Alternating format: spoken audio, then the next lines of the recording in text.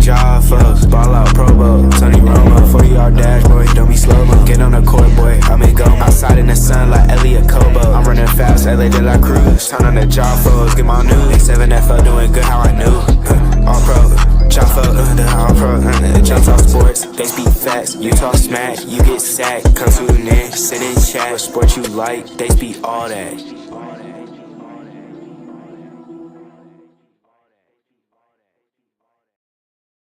Hey, yo, ladies and gentlemen, welcome to another episode of the All Pro JAFFOs, bringing you the highly elevated sports talk for the highly elevated sports fan. You guys know me, I'm the host, JP, the bad guy. Alongside me, the greatest DJ on the planet, Mr. DJ Match 6, the prodigy, the bishop, the preacher man from GTA. You guys know him as EJ Wizzle, and from the Mizzle and Dub show, from the family, Mr. Mizzle himself. Ladies and gentlemen, we've got, it's going to be mainly one topic today.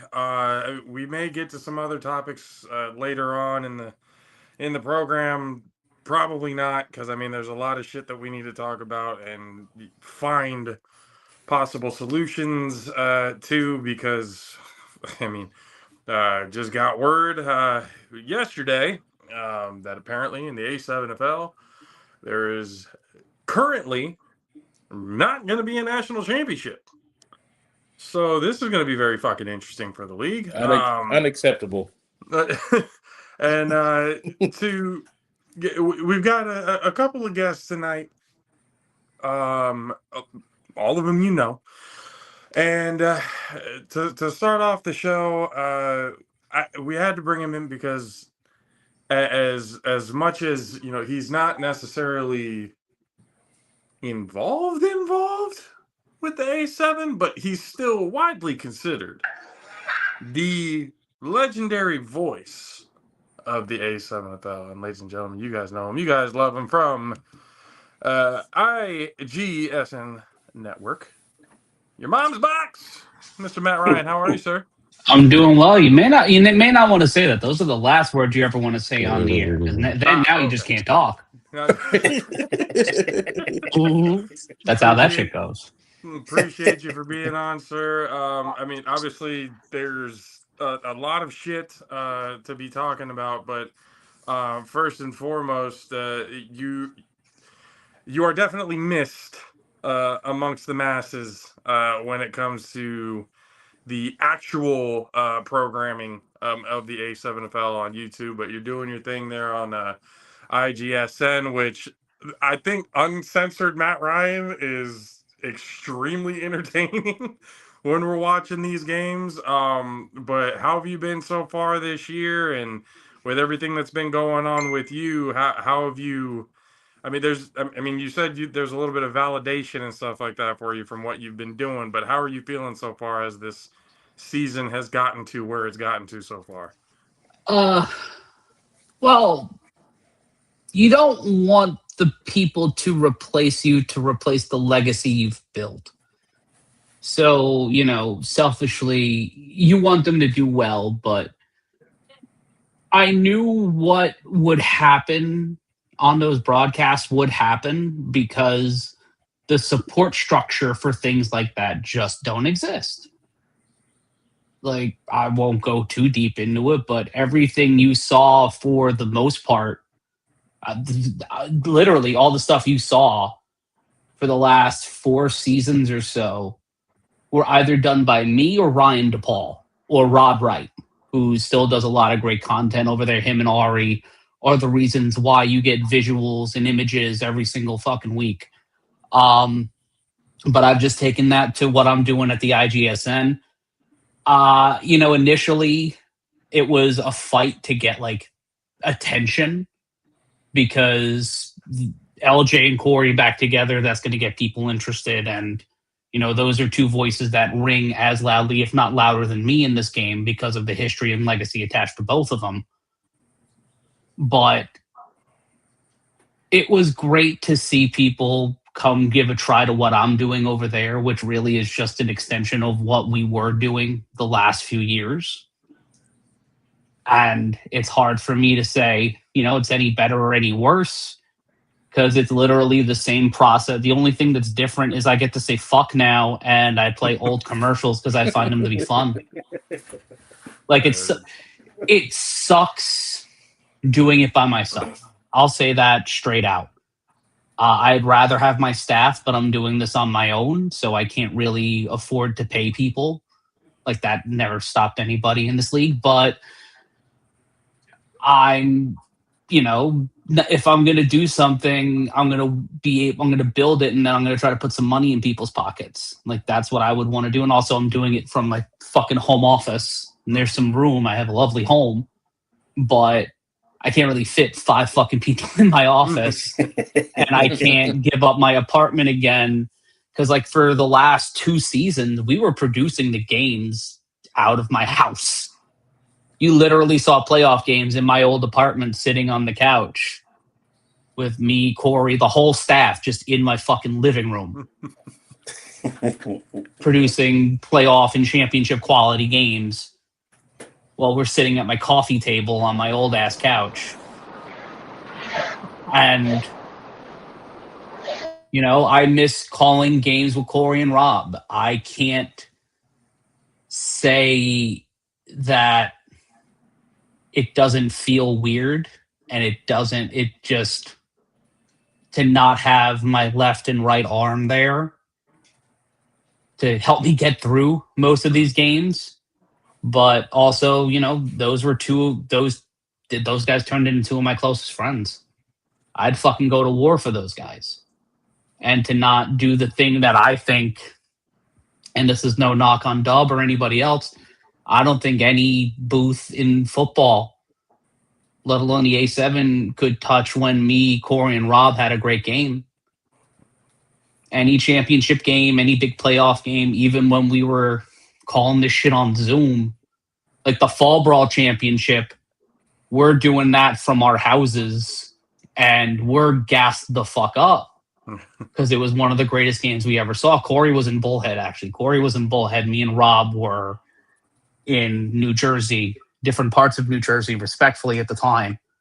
And yeah, it fucking sucks, man. Like, Rob had a great opportunity, so he went to go do what he needed to do, and he's building his podcast with his beautiful wife and building out a team over there. And I can't be prouder or happier for my friend to build a solid media platform for him and his.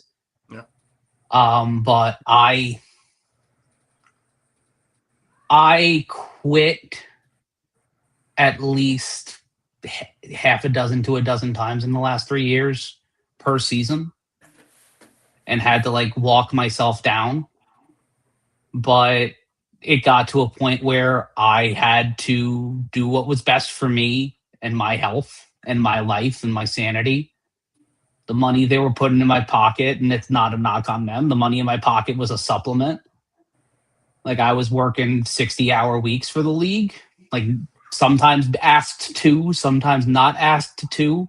But when they were tasked with doing a weekly recap show, and the only person who could do it is the guy who voiced it, that's what I did.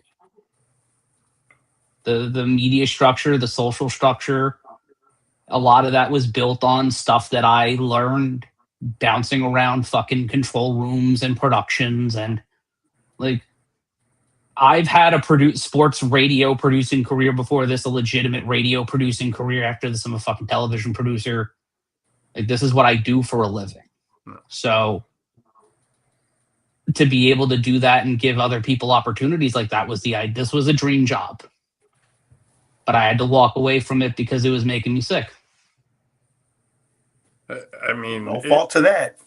Yeah, no, I mean, it at some point there. I mean, something's got to give. I mean, you got to be rewarding the people who are getting you there when it comes to, I mean, yeah, the players are doing their thing on the field, but and I mean, Matt Sticks has said it, we've all talked about it and stuff like that. It's just, when you don't necessarily have a voice to help bring that entertainment value to amplify it. I mean, the play on the field is great, but when you have that voice to be able to really kind of like immerse yourself into it, it just makes it that much more entertaining. And when you don't necessarily have that voice, and not to really, knock on Corey and LJ, but it just didn't feel the same. It's a different job. Like, yeah. Yeah, so, I and then you get to Brana, and I can't even remember the guy's name that they had this last week. You've got two people who, I mean, I'll give them credit. They're trying their best. They're trying to make it as entertaining as they possibly can with the information that they have, which I think, if you want somebody to be successful, you need to give them more information than what they've been given. You need to, the rules and all that. You can't be on air talking about, oh wait, what are the rules? Wait, you can't do that? Oh, that's interesting. Like you got to have some sort of knowledge of the game if you want to announce or do commentary for it. So it's just kind of it takes away, and then when they go and watch you on IGSN, you've been commentating and watching these guys do their thing for 5-6+ years. You have a knowledge of the game, the rules, everything that's going on, with it. Plus, you bring an energy to the game that is just, it's unmatched. I mean, it's a you and I have legitimate talked about it. enthusiasm too. Like, Yeah. I am the biggest fan of what we fucking do, or what we did, what the league does on the field. Yeah. I'm somebody who's been immersed in combat sports, pro wrestling, pro sports my whole fucking life. Yeah. I'm a New York sports fan. Yeah. I am a diehard New York sports fan. You can ask anybody who's gone to a Met game with me where I'm yelling they should have brought Masato Yoshi out when we're down. Like, I'm allowed. My YouTube channel is called Matt Ryan Yells. It's not Matt Ryan politely discusses shit. So I'm an expressive person with an expressive personality and a well categorized anger problem. It is historically known that you will hear on the air Diet Coke bottles being thrown at walls. If you've seen a live production and you've seen me walk around looking like I'm about to kill somebody, there's, I'm a passionate person for good and for bad. Yes. And that's, it does great for the job, but when you're working in a pressure-filled environment, and doing live television is a pressure-filled environment, there were times where me and people that I will go to fucking war with, we'll motherfuck one another. We'll argue, we'll curse at one another, we'll go, what the fuck are you, what the fuck? It's a whole, it's like two men arguing over soup. We all care about the thing, but we're coming from it from different perspectives. Yep. And when you have a whole bunch of people from the East Coast who don't like being told no, it's going to be loud and the accents are going to be eclectic. I mean, but that passion that, that you bring to it is what brings that entertainment.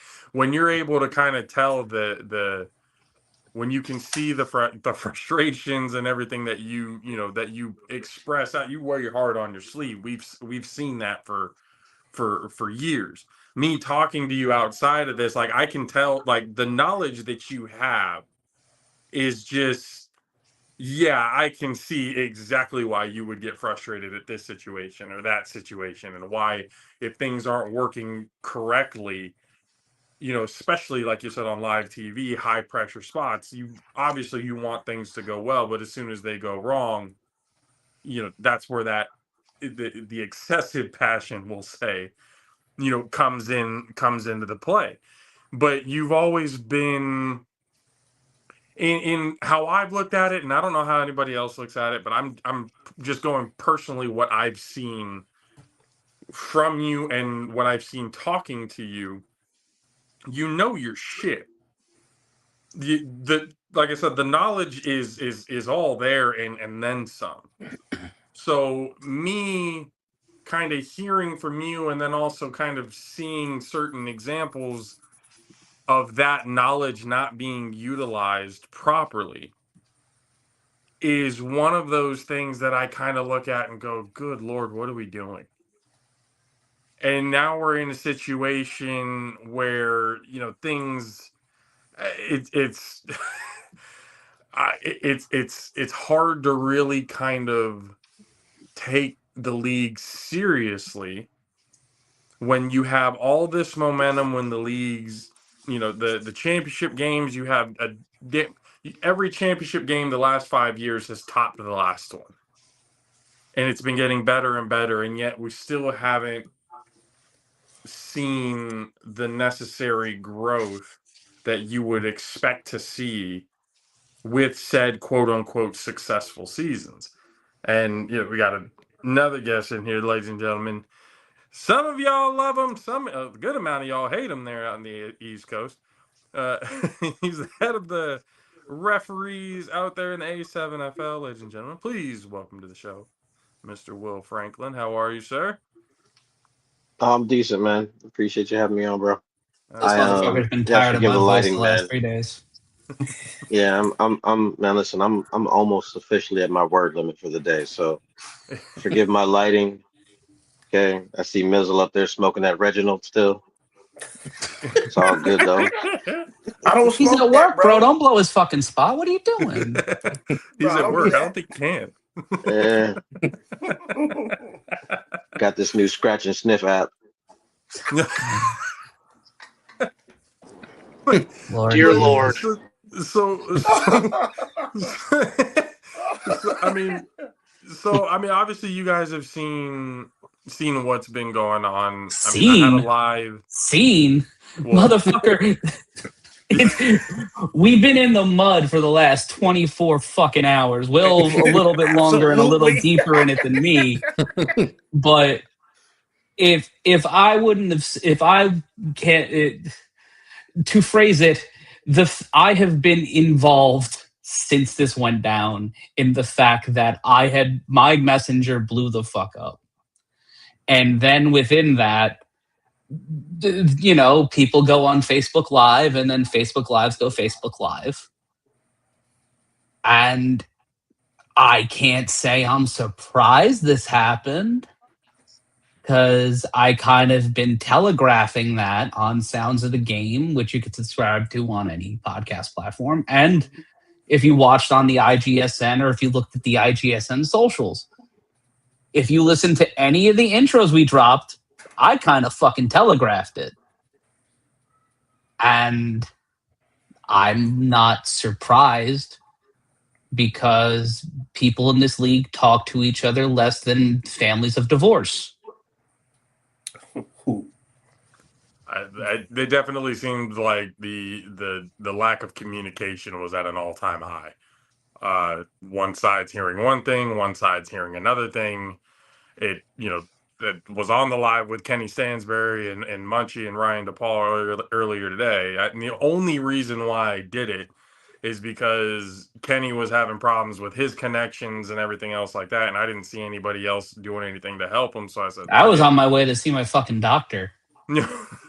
He's telling me my blood pressure's too high, and then this shit fucking pops off. I'm like, oh, good.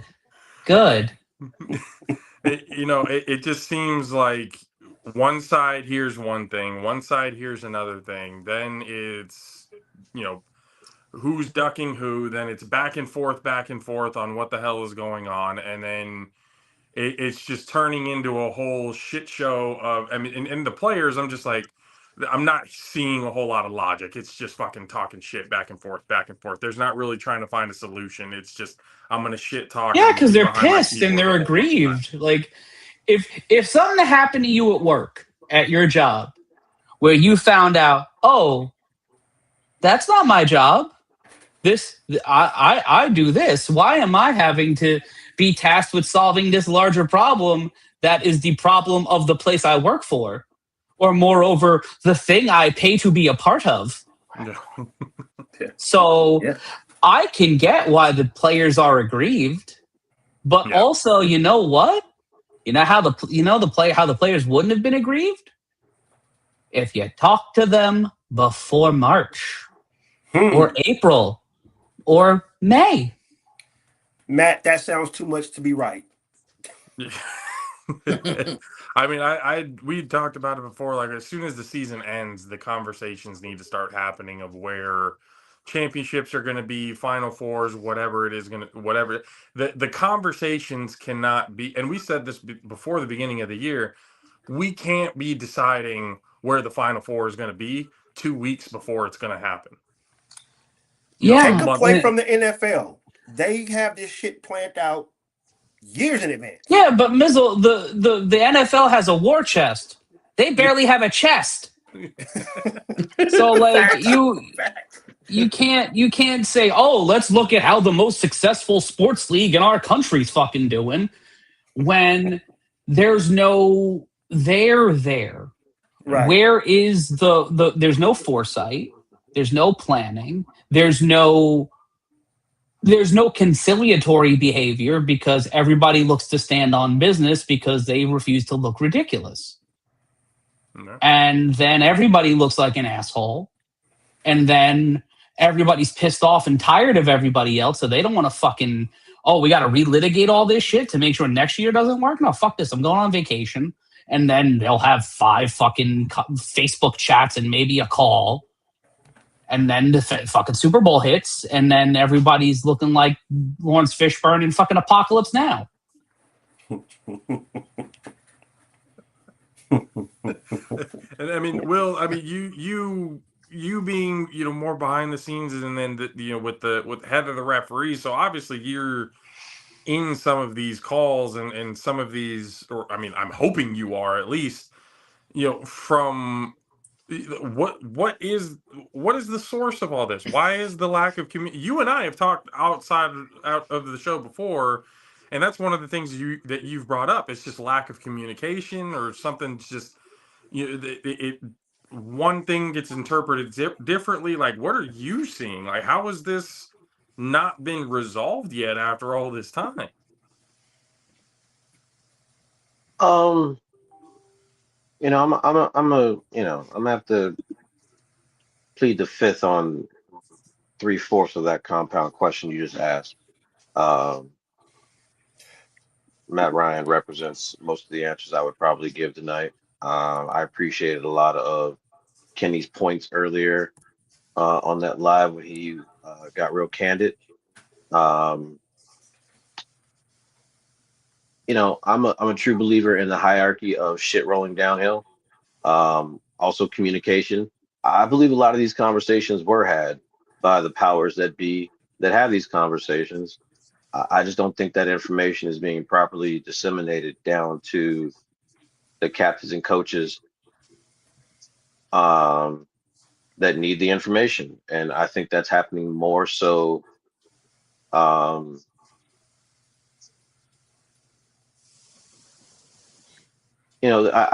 listen, I understand all sides of it because I have to understand all sides of it. I understand, some of the motivations behind what's happening right now, some of the necessities of what's happening behind what's happening right now.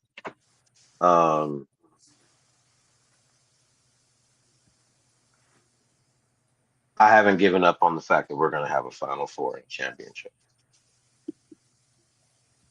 It's just looking at it going, wondering what the solution would be. And that was one of the questions I had during that live. It's like, obviously, the way it looks, it's going to be East versus East, West versus West. So the main question is, what's going to happen to make sure, or what has to happen to make sure that the national championship happens? And there's some ideas, more compromise than we've ever, than most of us are used to having to compromise. Lots and lots of compromise. And I believe some of those compromises are happening. I truly believe we are going to have a Final Four and a championship game. I hope so. Yeah, because it's Listen, you know, and you know, what else am I supposed to say, right? You know, you know, I can't go against my team not winning, right? And you know, mistakes were made, communications weren't properly had.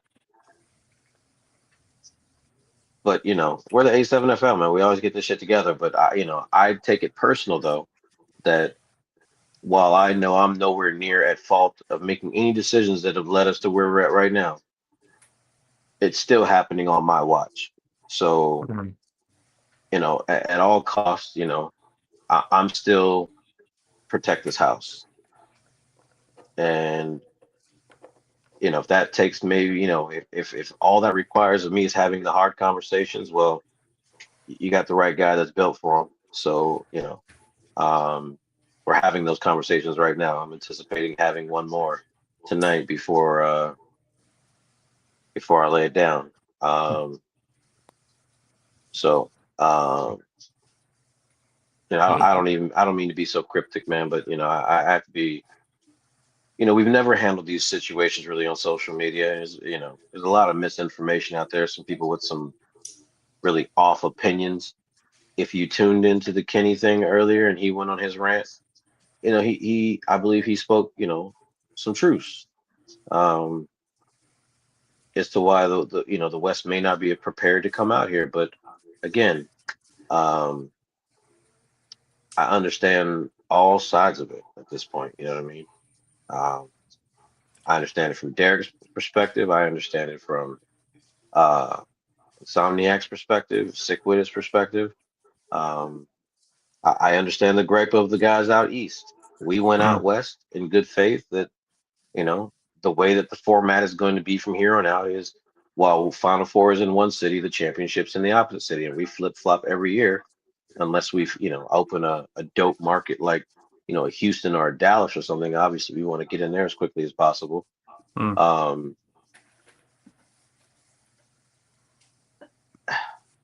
I'm not giving up on it. Um, Mark your Yeah, calendars for the first weekend in June.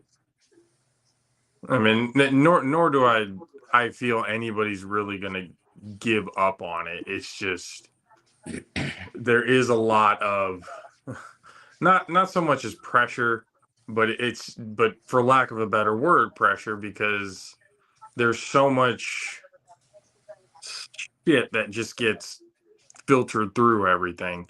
There's so much, whether it's misinformation or um, not getting um, given, to the players and stuff like that properly of what's been getting you. It's just you're hearing different stories, but then when you start kind of getting in the middle of the truth, it turns out to be like when we had that conversation earlier. Munchie obviously had his, what he was talking about. Kenny had what he was talking about. They both agreed on more than they disagreed, as far as I got the telling. But then when Ryan DePaul came on and talking about certain things of, well, the reason why they upped the player fee was so that they can pay for the travel. Okay, well, the travel, the players' fees went up, but now we can't travel. Now there's obviously things going on, stuff right now that are the expense of a lot of it, plane tickets, gas, whatever. It's pretty insane right now. But he was saying that But the every A7 year A7 doesn't there provide was money for travel 10,000 for put aside semifinals. to, for at minimum, get whatever traveling team was going to go to whatever side for the championship game. And then this year there was only 6. So my question became, okay, well, what happened to the other 4? I didn't understand how every single year you had 10,000, but then the year you up player fees, you have less than what you had the year before when you didn't up the player fees. Well, there are less that, teams in to the me, league than was last year. There's less teams in the league than last confusing year, all less in itself. signups. And then bringing up, well, you know, they talk about the betterment of the league, We got to do it for the betterment of the league. Okay, as soon as you bring up, okay, that $25,000 pop may have to get a little bit smaller for certain expenses to get paid and for shit to get done. And what I'm seeing in the chat is, oh, I don't want to play for less money. Okay, well, we just talked about betterment of the league, and you're not willing to do what's necessary, what could possibly be necessary to be done. But why would So they do that? Why it's would they getting do that that for back a and place that forth doesn't of, take yeah, care you of got them? egos and stuff like that are involved. People need to be able to put the egos aside at some point. You know, push comes to shove, we really got to look at the bigger picture of what needs to be done. If that means we need to drop down the final purse at the end of the year, But so how that far do the you, teams JP? How could far do you go? be How able to far do you make the go with trip, that? have a full squad, and not have, you know, I mean, granted, Florida traveled to What is his segment, like Bullhead with pre-recorded or something? less than Yeah, he 15 can't people, hear me still for made it some one of the reason. best games.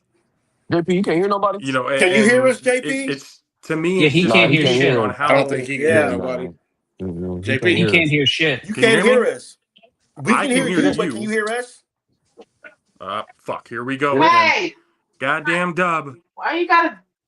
He's on a Dub work left the thing, phone. and Why now are you doing everybody's that going. to the Okay. door? All right. Everybody gotta Everybody leave. leave and then come right Okay, back. just tap on the door. You ain't gotta do all of that.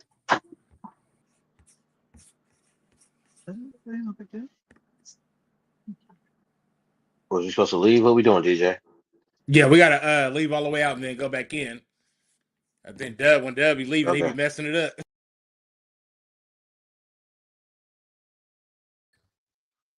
All right. There's that. Yeah, we've realized technologically, as soon as somebody leaves, it kind of fucks with the audio. Can you hear me okay, Matt? Yeah, we've got you now. Yeah, Okay. Yeah, but you're good. JP, how many? If you're a player Uh-huh. and you see your price, the price to pay in this league goes up, and you're continually being asked by the league you're paying to make concessions, to make concessions, to make concessions. What are they doing for you, and why are you going to keep putting money into a thing that you've got to put more money into? Like that's a legitimate question. Yeah. Like why isn't this conversation, why isn't this thought process put into it by the people who are setting up this structure, the people who are setting the rules, who are setting the schedule?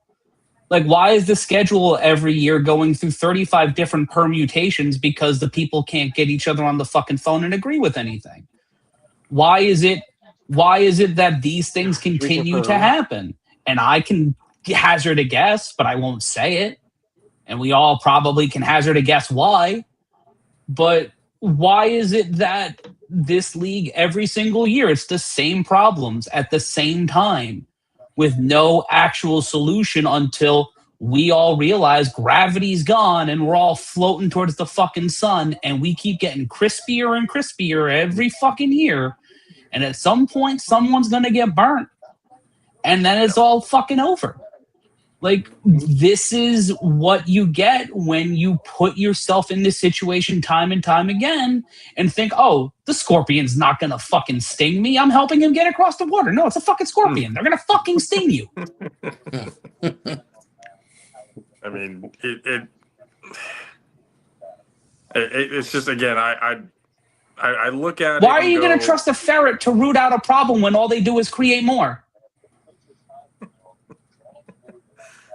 And you're not wrong, because but it's at that point of how many times do you know, I'm with you. Like, how many times do you go through the same thing and That's why I fucking not quit, work? bro. That's why I said on national television, your mom's box. Like, I said that into a camera, looking directly into it, and got up and left. Yep. I saw it live. I thought you said boss. Nope. It was Mom's box. Yeah. Like, And, I mean, and that's how you knew. It was just kind of like, and Will, maybe you can answer this question, but it's like, again, why do we keep repeating the same process? Why does this shit keep happening every single year? I mean, if there's certain things that you can't say it. You know, because I'll answer for Will, because the hard conversations that need to be had aren't being had for reasons that are all their own. And because there are people in this league who have to work with one another who refuse to actually coalesce and work with people.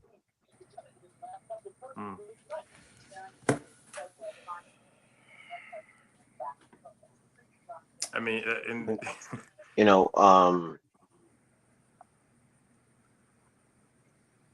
go ahead. No, go ahead. Go.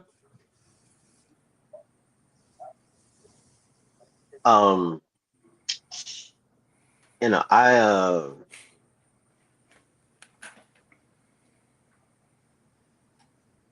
think the biggest fault in our leadership is, and our leadership is made up of a board, right? This isn't just center. This isn't just Ryan. You know, we've got quite a few people that make up, you know, the powers that be with this league. I don't think, I just don't think that there's proper like delegation going on.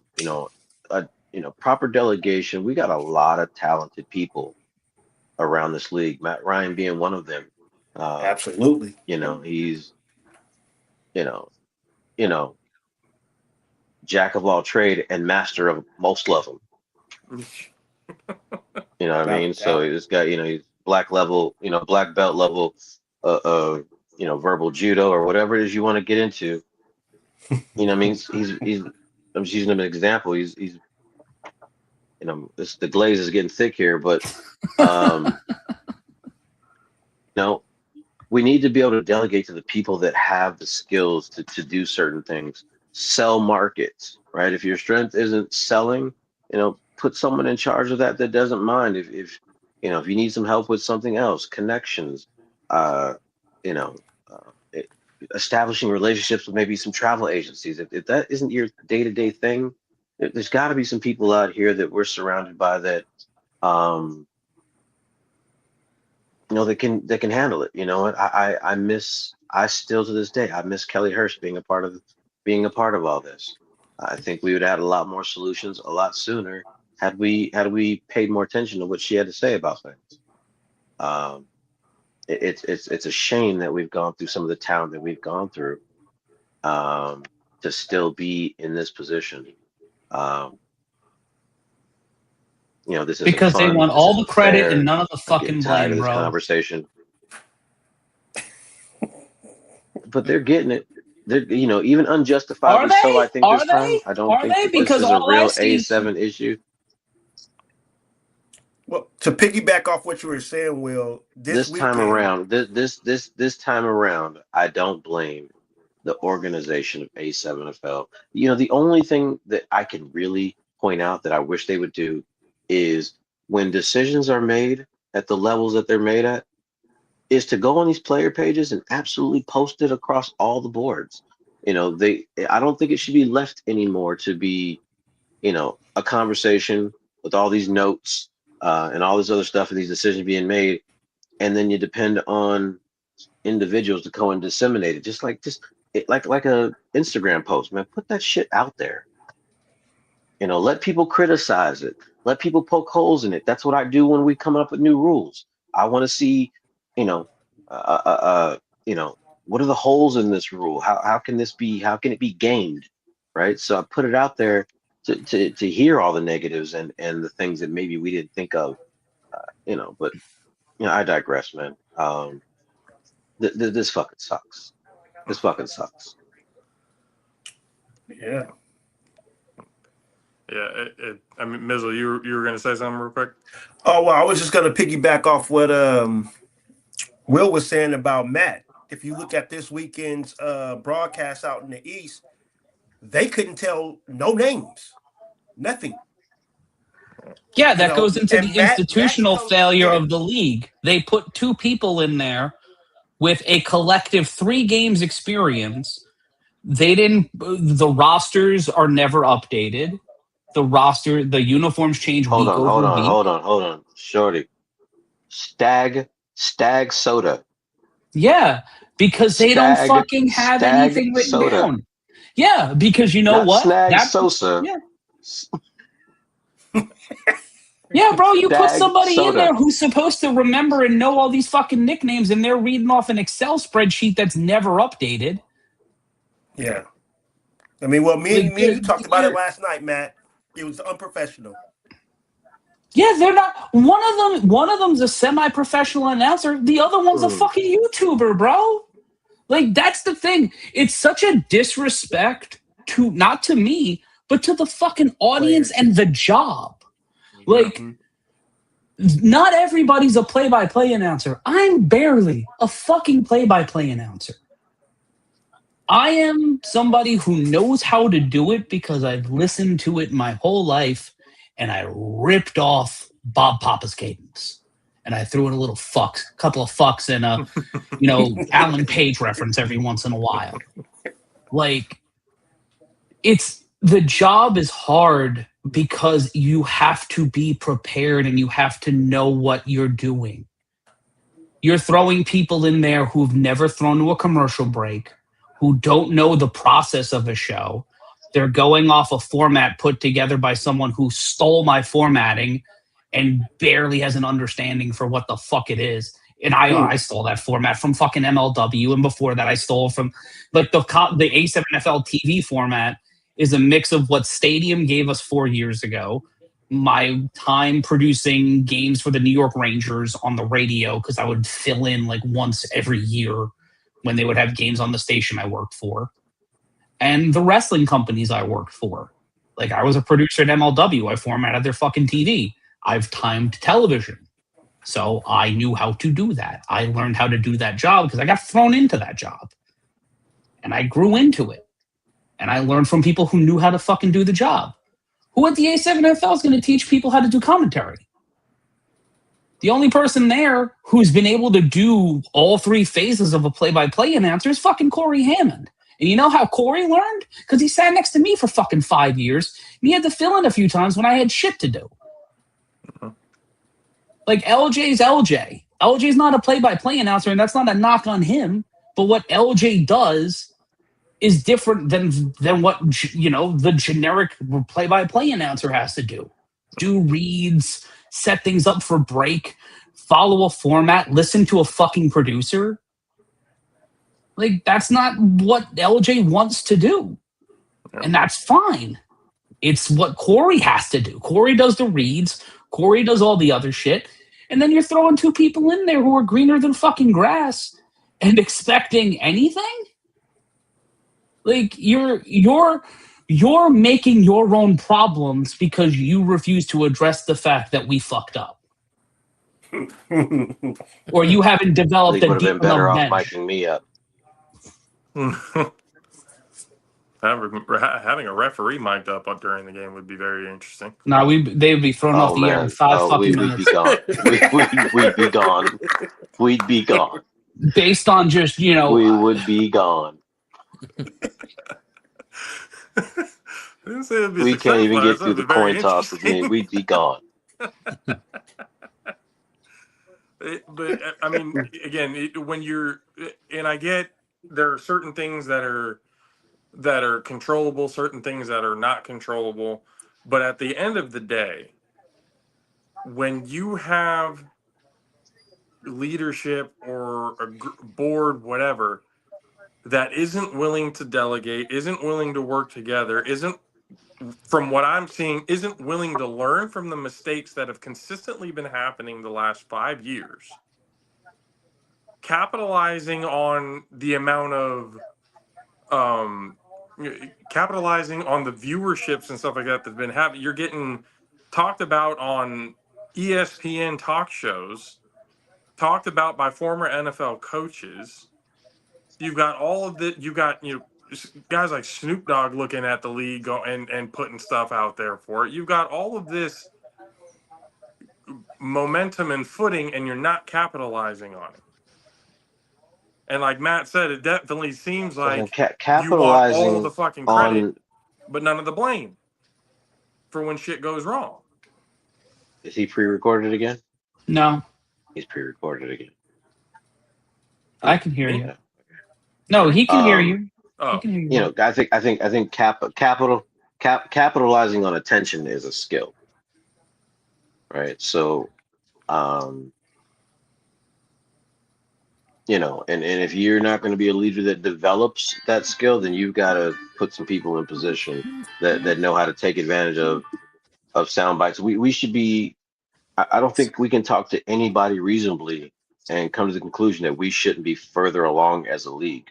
You know, when I'm watching Preston out here now refereeing professional frisbee football, you know what I mean? Like, we shouldn't be further ahead. You know what I mean? And you know, Matt Ryan has made it clear to me throughout the years as to why we haven't moved ahead with in-depth thesis and facts and understandings. But there's nobody that believes that we shouldn't be further ahead. There's nobody that I can reasonably talk to that says by now, year 12, whatever we're in, that we should have not been on ESPN by now. hell, Table ESPN, tennis. the Why O-Town for why some doesn't A7FL have anybody like I guess covering it wise as like I guess how ESPN does with I guess the NBA and like the MLB, like somebody doing rankings or somebody doing like a podcast about it or Well, they That's like did. us. That's me. What's up? Like What we I did the doing? fucking top 7 this year because I was I mean bored. We got all on that. like the We got all that happening. because I don't see no unless like Because the they don't A7FL do page is enough posting to it. get people into the game. They don't do enough to draw interest. The social media fucking posting and the social media fucking reach this year has been comical. Like I was about to say, one yeah, highlight popped off. there's no One, social just media reach at one. all. Fucking when Rod and I were running the social media, and it's more because of how great Rod is as a fucking editor. Like millions of views Yeah. each year or each season. There'd be one highlight a year that would pop the fuck off, get a couple million views, and that would be what got people into the fucking league. Like that's why the fucking McAfee ding dong fucking liked it. It's why Coach Tomlin liked it. It's why fucking Snoop Dogg found it. The highlights are the lifeblood of this league, and now they're at a trickle because they're using some fucking robot software instead of using actual people who know. Like, I can cut a highlight from the game I had on Sunday while I'm talking to you and put it out in the fucking span of 20 minutes. Yep. It's not fucking rocket science. I do this for a living. It's not fucking hard. If I can do it and make money at it, it's not that fucking hard. But they eliminated nearly every aspect of their social media and digital media arm, and they're relying on AI for everything. Everything you see except maybe 2 to 3 highlights Yeah, I that Ryan can't. makes a Oh week. boy, that It's all AI, fucking man, how do I AI. tell The you? website's written in AI. The fucking videos are AI. I'm surprised the fucking thumbnails aren't AI. Like you gotta be able to do something on your own. Like it's only so much AI can do for real. Like You shouldn't be you gotta using have it some anyway. No one should be using it. It's honestly, poisoning the AI is fucking good. planet. I mean, AI is hold good on. for certain things. Like we have to, how to use it the right way, but using it for everything, honestly, like At this it. point, it's a lazy and I've told this before. The only reason why I'm not going to go down as a hypocrite for this because I know I use it. But the only reason why I use it is for avenues to where I don't know or can't do it myself, Learn and I don't Photoshop, have a bro. team Learn that I'm Photoshop. paying. It did me a world of fucking favors. Sign up for an Envato account. It's $20 a month. Download some fucking Photoshop or Canva templates and go off. Like, don't Go off, walk it how you fucking talk it. man. Like, Oh, Yeah. bro. Yeah, That and Canva and like I said, Photoshop I goes only crazy. use it in sense of if I'm if I don't have a team around me to pay, because if I had the money and stuff like that to be able to do it, the finances and stuff to be able to do certain things, I'd be doing that. I wouldn't be heavily reliant on it. But that's just from where I'm coming from. When you're coming from where you had a team doing this for you, like Matt said, getting millions of views and stuff like that for you every single year, and now you've gone completely reliant on that, that tells me you're trying to cut costs. Well, yeah. The world is on fire, and people who run corporations are usually not doing what's best for the people that work for them. Like, this is no different than any other fucking job, bro. They're trying to save money. They're trying to cut and slash it to the bone, to the fucking marrow. The amount of people who I heard about having their money fucked up this year, and I get it. I ran a company. I had to fucking make concessions. I lost a lot of fucking money. I'm in a fair amount of debt from it. But fuck it, charge it to the game. At least I fucking tried. Like, you realize you hit a wall, and then you rely on people to help you get over the wall. Like, you can't just keep running into the wall again and again and again thinking, oh, it's going to work. No, you're going to give your speed running CTE for the sake of fucking proving that you're right, or you're trying to pawn this off to some fucking VC company that's going to strip it for parts even more and waste away the legacy of everybody who gave up some to be a part of it. Yeah. Shit, I can't even say it any better. That's spot on. Pretty much sums it up. Yeah, bro, capitalism fucks a lot of shit up, especially the things we like. And sadly, there's no corporate socialism here to bail anybody out. Fuck, when you're right, you're right. Shit. Absolutely. But it's now getting to a point where now, obviously, there's hope that there's going to be a national championship. There's already talks, as far as I understand, about some sort of solution coming out to be able to get that national championship going. But if it doesn't happen, it detriment to the league is putting it mildly. Like, you're talking about possibilities of not even having the A7, maybe not just having the league, but the name. There ain't gonna be no season next year. People are gonna be off doing what they're doing something else, but it's not gonna be under the A7 banner. Like, you're not going to be able to not have a national championship this year and expect to still be. If you're surviving, you're a paraplegic at this point. If you're surviving it's you're not coming out with all your limbs. It's putting the league in a deeper hole than it already was.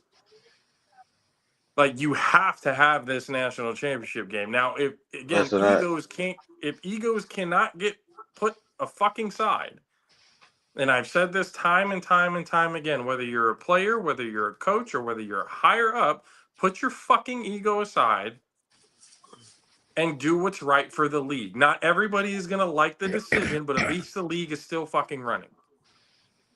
At least you're putting it in the sense of, okay, there's some sort of sense of direction. But until that happens, it's going to be the same conversation over and over and over again.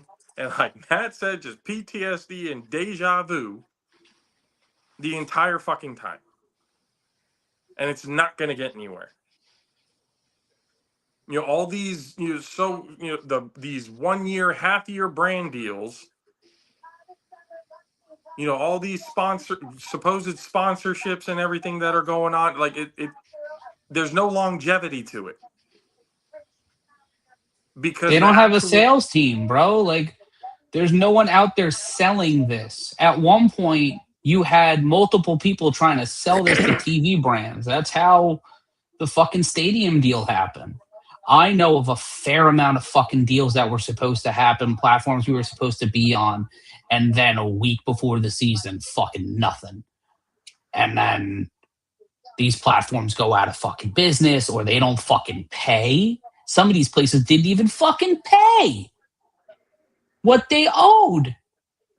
So it's like you can shoot as much bail as you would want in some situations, but then in others, it's like we're fucking Sideshow Bob stepping on rakes all the time and expecting not to look down at trusting that the rake isn't going to be there, not looking down at the ground to see where the fuck you're going.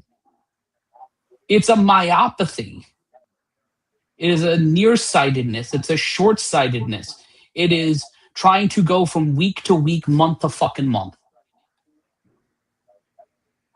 It's like trying to run from it's like Ace Ventura Man, you hiding gonna from slow Mr. down on the Chickadance at the beginning of 25-cent Ace words, bro. Ventura. God damn. it's so then. I mean, I feel like we know the answer to this, but who or what needs to happen for not just the championship to happen, but for the league to finally learn from its mistakes and move in the right direction? Because something dramatically needs to change for us to not have this fucking conversation same time next year. Hey, Josh. Look, Josh, you there? Can you hear me? Yeah, you're there. Hey.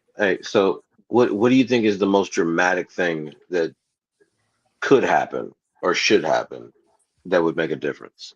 What do you think the most dramatic thing that could possibly take place? Well, two things come to mind. People finally stop thinking with their egos and start finally working together, or two, somebody financially comes and gives what's needed. Those are the only two things that I can think of that can dramatically change. Now, All the right, so financial part of it, if I would somebody's say I would. go ahead.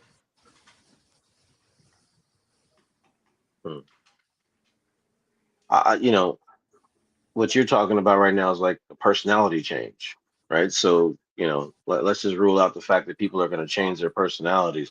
Well, everything you just said is practical.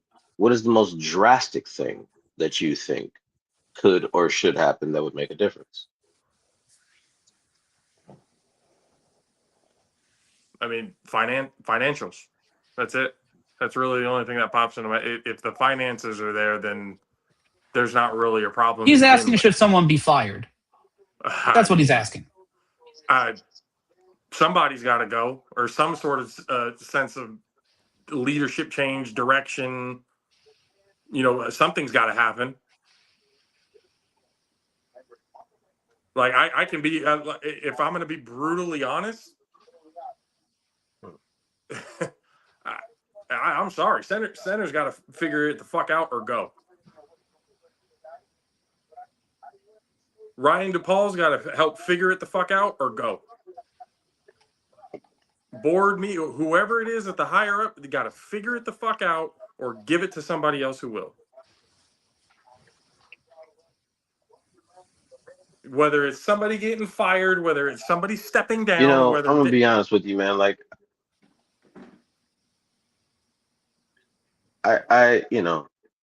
while I want to be critical of these guys, as much as I want to be critical of these guys and what they should be doing, without everything they've done, I never meet you guys. We never get on platforms like this. Yeah, We don't bro, but have at some point, podcasts. So something. for everything that is fucked up, Yeah, but that's being go ahead. content, Will. That's just saying, oh, well, I mean, because they've given us this opportunity, we can't be critical. We can't hold them accountable for it as the future goes. That's not the case. We shouldn't be content. You know, Like I'm not gonna absolutely. deny. We I'm should not be. gonna It's take fair to say away. that Every we single should be. without everybody doing what they're doing, none of us meet each other. None of us are on this show talking about it. None of us are doing what we're supposed to be. The whole thing. Granted, cool. I can give them, grace and stuff like that. Hey, I can thank them for that. But what I'm not going to do is be content and be like, oh, well, because we had that opportunity, I can't really tell you anything. Without you giving this opportunity, I You know can't what? be You guys are I wrong, can't be man. critical. I may. No. You That's just definitely not reserve the how I right to be operate. Me critical. personally, that's just not how I operate. And like, there's not I'm not going to taking sit here and away okay, yeah, you anything. brought me into this position, but if you expect me to just bow down because you put me into this position, and all I have to do is just watch you sink the fucking ship, like I'm not going to be okay with that. And like, I'm not gonna take away anything that Ryan, Shit. Shenner, My anybody who sound and helped. everything went out. Give me 1 second. We might have to do the whole thing again. Give me 1 second.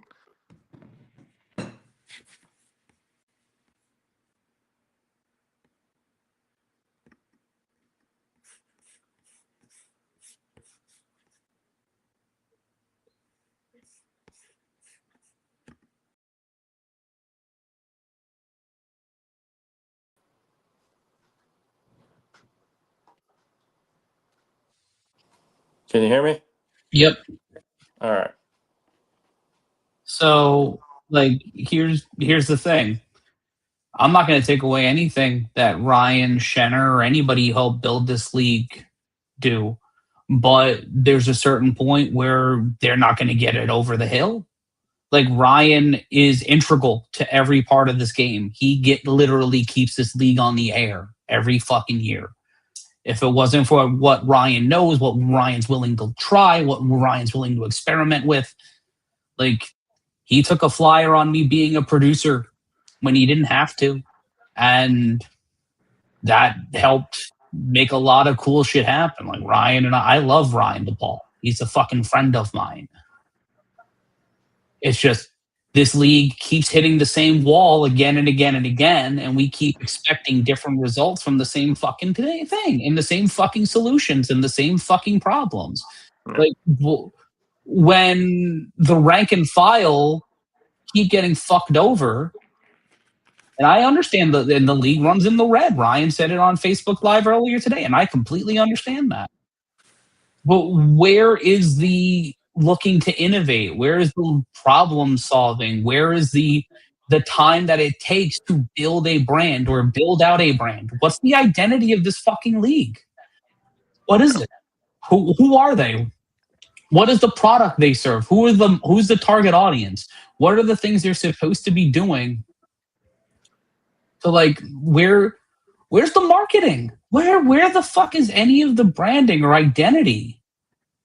Like, all the juice and the swagger of this league has been fucking stolen from it. Any of the things that would make it marketable, unique, or interesting, no one fucking sees it because no one's given a chance to fucking see it because you keep limiting yourself into what you can do and what you can do with the money you have. The only time they take risks is because the league may die in a fucking week and they have to do something drastic and quick. And we've had to deal with this the last 4 fucking years. Yeah. Like, Will, is it wrong to say that every fucking Final Four for the last 4 years has had some sort of last minute what the fuck bullshit, or every season or every schedule? Like, there would be a schedule announced, we do stuff around it, and all of a sudden, fucking bang. Like, My blood pressure runs highest this time of year. yeah. Right. This time of year, I think is giving me ED.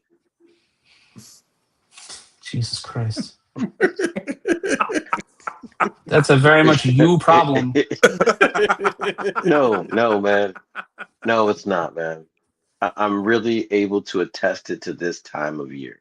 And just honestly, guys, like, I would be really remiss if I didn't say that I wasn't concerned that this could very well be our last year. Like something has to give. I understand why the players are at their wits' ends, right? Why they're ready to storm the Capitol by banding together and just not playing. Yeah, it's a wonder a bunch of people who trusted to make America The great again fall fuck the from league. Bunch of those fucking Florida voting motherfuckers with the only people they're interested in is themselves and what they can do and who they can make themselves to be. Good job. You're a fucking guru of bullshit. I mean, y'all gotta look at it, from the player's perspective. Like, I mean, I'm still a player myself, but I don't play A7. But it's like when y'all going out there, when they going out there putting their bodies on the line and they getting sold all these different dreams and whatnot, talking about, you can make money this way and benefit off of this way, and then nothing is coming to pass after all these years. I mean, it's gonna take a toll on you after a while. Like, Well, I mean, yeah, and whether it's the play, and again, whether it's the players, whether it's the coaches, like, it's happening to Will. It happened to Matt. It's just, there's at some point the abuse has got to stop, and you have to walk away. At some point, you're just like, you know what? I'm tired of being told the same shit over and over and over again, and nothing happening. So I'm going to go find greener pasture somewhere else. If that means, a lot of them, continue to play flag football, find another arena league, this beach football league that just happened, whatever it is that can fill in the time that they had of playing the A7.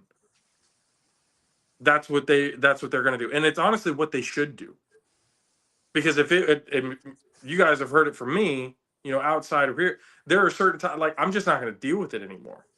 Certain things that I've seen in the players' chats and stuff, there's a reason why after week 3, we stopped bringing players onto the platform.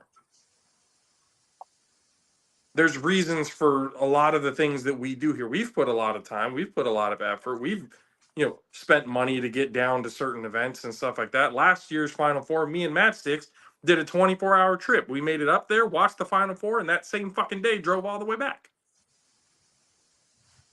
So it's like we get it, and that's what I'm saying. We're understanding the passion, and that's why it's frustrating, especially to myself, where you see all the potential, you see all of what could be, but then, like you said, Matt, just running into the wall, just speeding up that CTE process. It's at what point do you look at what's going on that's wrong and decide to fix it? I can't for the life of me understand how you as leadership can be running, quote unquote, running this league and thinking that what you're seeing right now is this is where we need to be. This is good. I can't understand and I can't see how you can look at this A7FL product as it stands right now and not want to fix the problems. Now, you're talking about, like, personality changes. Okay, certain personalities, hey, you gotta fucking go. You don't fit what the growth of this league is supposed to be about. And if you can't do that, find somebody who will. And if you're not, then the league is dead. They haven't brought it into the hospital and called time yet. But as a former EMT, I know when something's DOA. It's at, and Will, you're saying it right now. As much as you would hate to admit it, as much as you hate to see it, because you yourself have put a lot of time and effort into this league, for it to go down like that, that's infuriating. That's infuriating. I would see why everybody, and that's what I'm saying. Like, and I don't blame the players if they do want to, go on strike. We're not playing anymore until some shit happens. I don't blame them. Coaching staff, board members, everybody should be sending a message. And then understand if they're going to die on that hill, let them fucking die alone on that hill. Matt, you and I talked about it a little bit off air, yesterday. How long would it take to actually grow something to do their own thing? A year or two. Hey, growing pains sometimes suck. But if that's what you have to do in order to get out of this abusive relationship, then that's what you got to do. Take that year or two to be able to build that brand if you have to. But how long are you going to sit under the thumb of somebody who's not willing to fucking budge before you decide enough is enough? You're right, but who the fuck's gonna run it? Like who? Like the who's building the business plan? Who's developing that? Like who's gonna take the charge? Who's gonna fucking eat that shit? Who's gonna fucking have to wrangle all these people together again? Because you can't. Like if I was running this league, I would put Jason Brown and fucking Ken No, Stansbury in charge of both fuck conferences all and that. fucking do that. Fuck all that. Who's gonna work for free, and who's gonna go into debt for the company Yeah. if they have to? That's probably the CEO that we're gonna need, right? I'm not sure that person exists unless they're already involved in our organization, and we just haven't, that person hasn't been recognized. Who is going to work for free to build this initially? Who's going to buy into that vision? Where is this person? That I don't have the answer to. For all these, well then, God damn it. It's great to pose the propaganda of it all, but to actually come up with a practical solution, replacing people isn't always easy.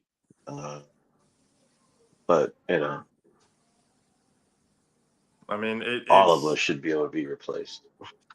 I would love to be able to sit here and say, yeah, I can do it, or yeah, this person can do it, yeah, but you got to be realistic in certain things.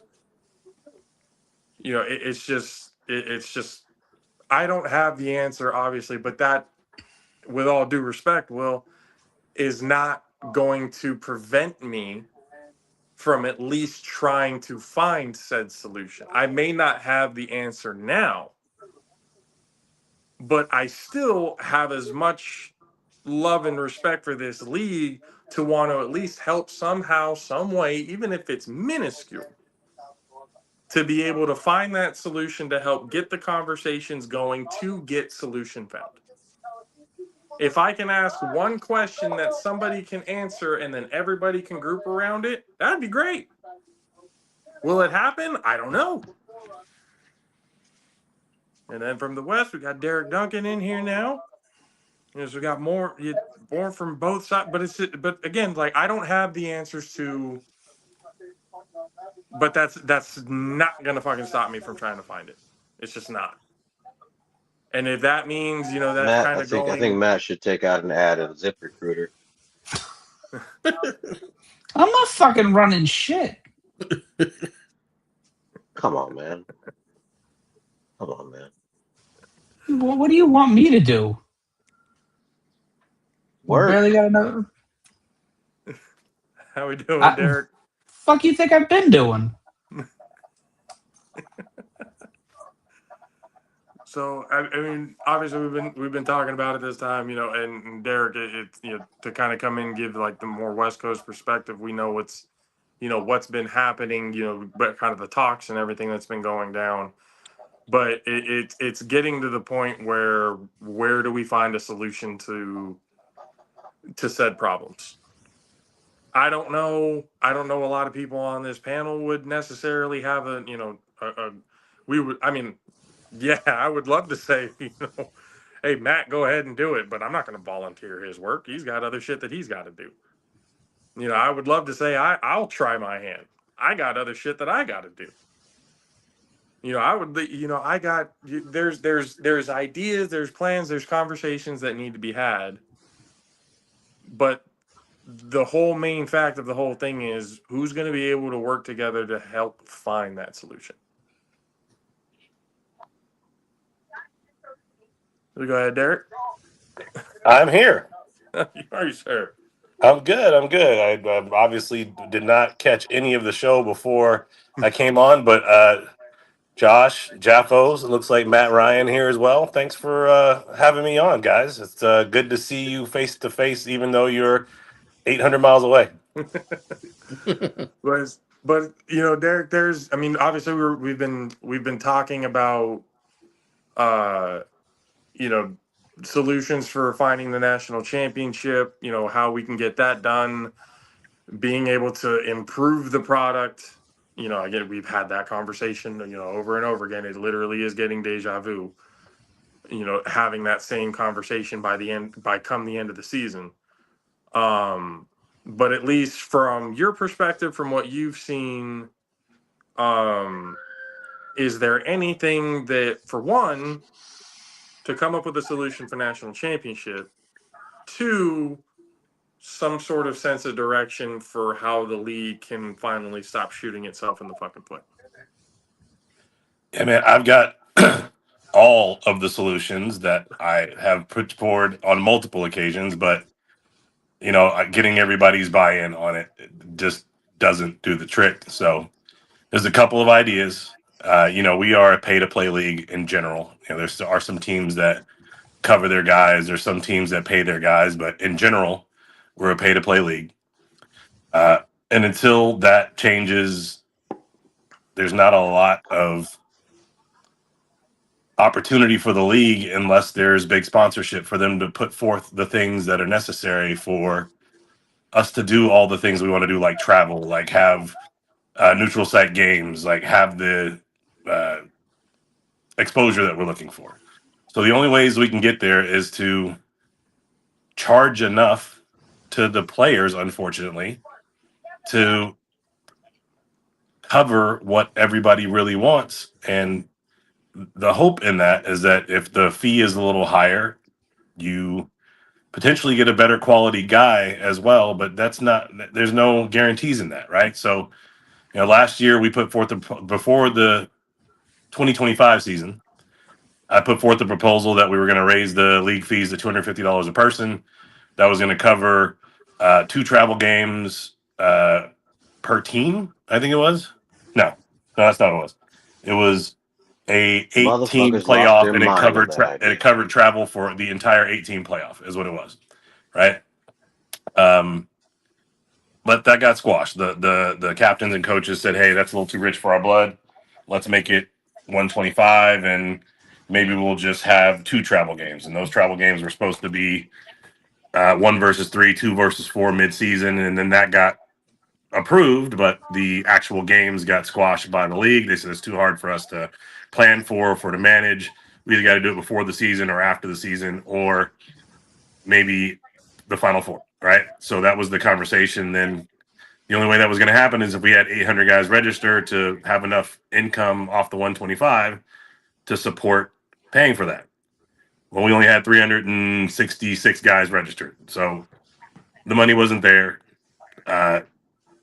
So it didn't happen. I mean, it was great that Jersey came forward and said, "Hey, we want to do this Vegas thing. We will come out to there, but we're going to have the chip in Jersey." And my Vegas guys weren't down for it, but I said, we got to make it happen. So we did it. Much to the chagrin of me, we lost the national championship going to Jersey. So, ultimately the Vegas guys were right in that, but what can you do, man? You got to take a shot every now and then. But I think the real answer for this thing is to have legit real team owners with legit real money that are willing to put forth what it takes to put their nuts on the table and say, "Hey, this is my team. I'm gonna make money on it." And until we turn that corner and stop counting on the league to put forth the money to make things happen, we're always going to be where we're at. There's no other legit league in the country where the league is responsible for paying for all these types of things. It is the teams, the team owners, They make money off their home games, the ticket sales, off merch. They have their own business model, but they're part of a league, and it takes money to make money. And unfortunately, we're a league that doesn't have a bunch of guys with money. So until we find some owners that are ready to do all that thing, our only option is to regionalize, like we have been, focus on growing the cities around the teams that exist right now. Like, it's crazy that there's no team in Phoenix. It's crazy there's no team in Salt Lake, nothing in LA, nothing in Denver, nothing in all the major driving distance cities, San Diego, from Vegas, so we could have just a regular type football league, and then the winner of this West Coast league then potentially plays the winner of an East Coast division. And you do it like college football. That's a model that makes sense. It's tried and true. It makes decent money. It's not your subdivisions like the Mountain West and the WAC aren't as rich as the SEC and the Big 12 and the Big 10, but they still get it done. So, I mean, Hey, Derek, can I ask you a question? Absolutely. Who's that? Is that Big Baby Jesus? Will Franklin. It is. All right. So, I understand your profession. The way that you feed your family is you work in sales. So my question for you would be, those markets you even just mentioned, would you be willing to call the interested owners list, maybe just 20 calls a week, nothing out of your, nothing to take away from everything you do on a daily basis. But is that something that you would be willing to take on, being that that's what you do for a living, in order to help us maybe break an unexpected market or two in the off season? The short answer is abso-fucking-lutely. I'm already taking text messages and Facebook messages and Instagram messages and every other messages you could possibly imagine on a regular basis. That bogs me down. If I can actually get on the phone with people who want to have a conversation and spend 5-10 minutes with some people, I can certainly help them understand the value of this league. My challenge is, personally, I don't have a team that I own. I have a division that I own. So I really can't speak to the value of having a team. I can tell you that when I came to this league, my intention was to have a team, because having a team meant that I had full control of what I was doing, and I understood how to make money around having a team. Have your own venue. You're promoting your team. You don't have to worry about being fair, because all you give a shit about is your team. Now, owning a division, I have to care about everybody. I can't play favorites with any of my teams. And then I have to make sure the game that's being played for every one of them across the country is also fair and similar, so that everybody has a fair shake. And it's a lot of work being a division owner. There's value in it.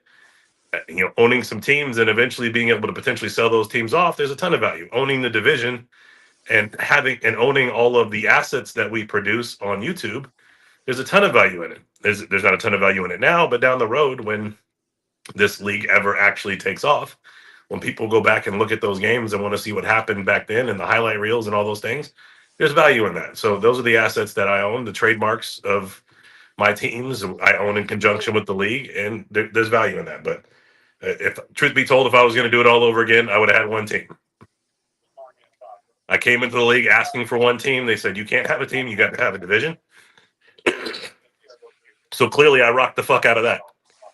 Imagine what I would have done if I just had a team and I could have put all that money and energy into 35 guys instead of 200. And then so we had, especially in the beginning of the year, Atlanta was supposed to be here. Compton somehow had a team. And then not even 2 weeks before the season was about to start, those fell through. So how did that?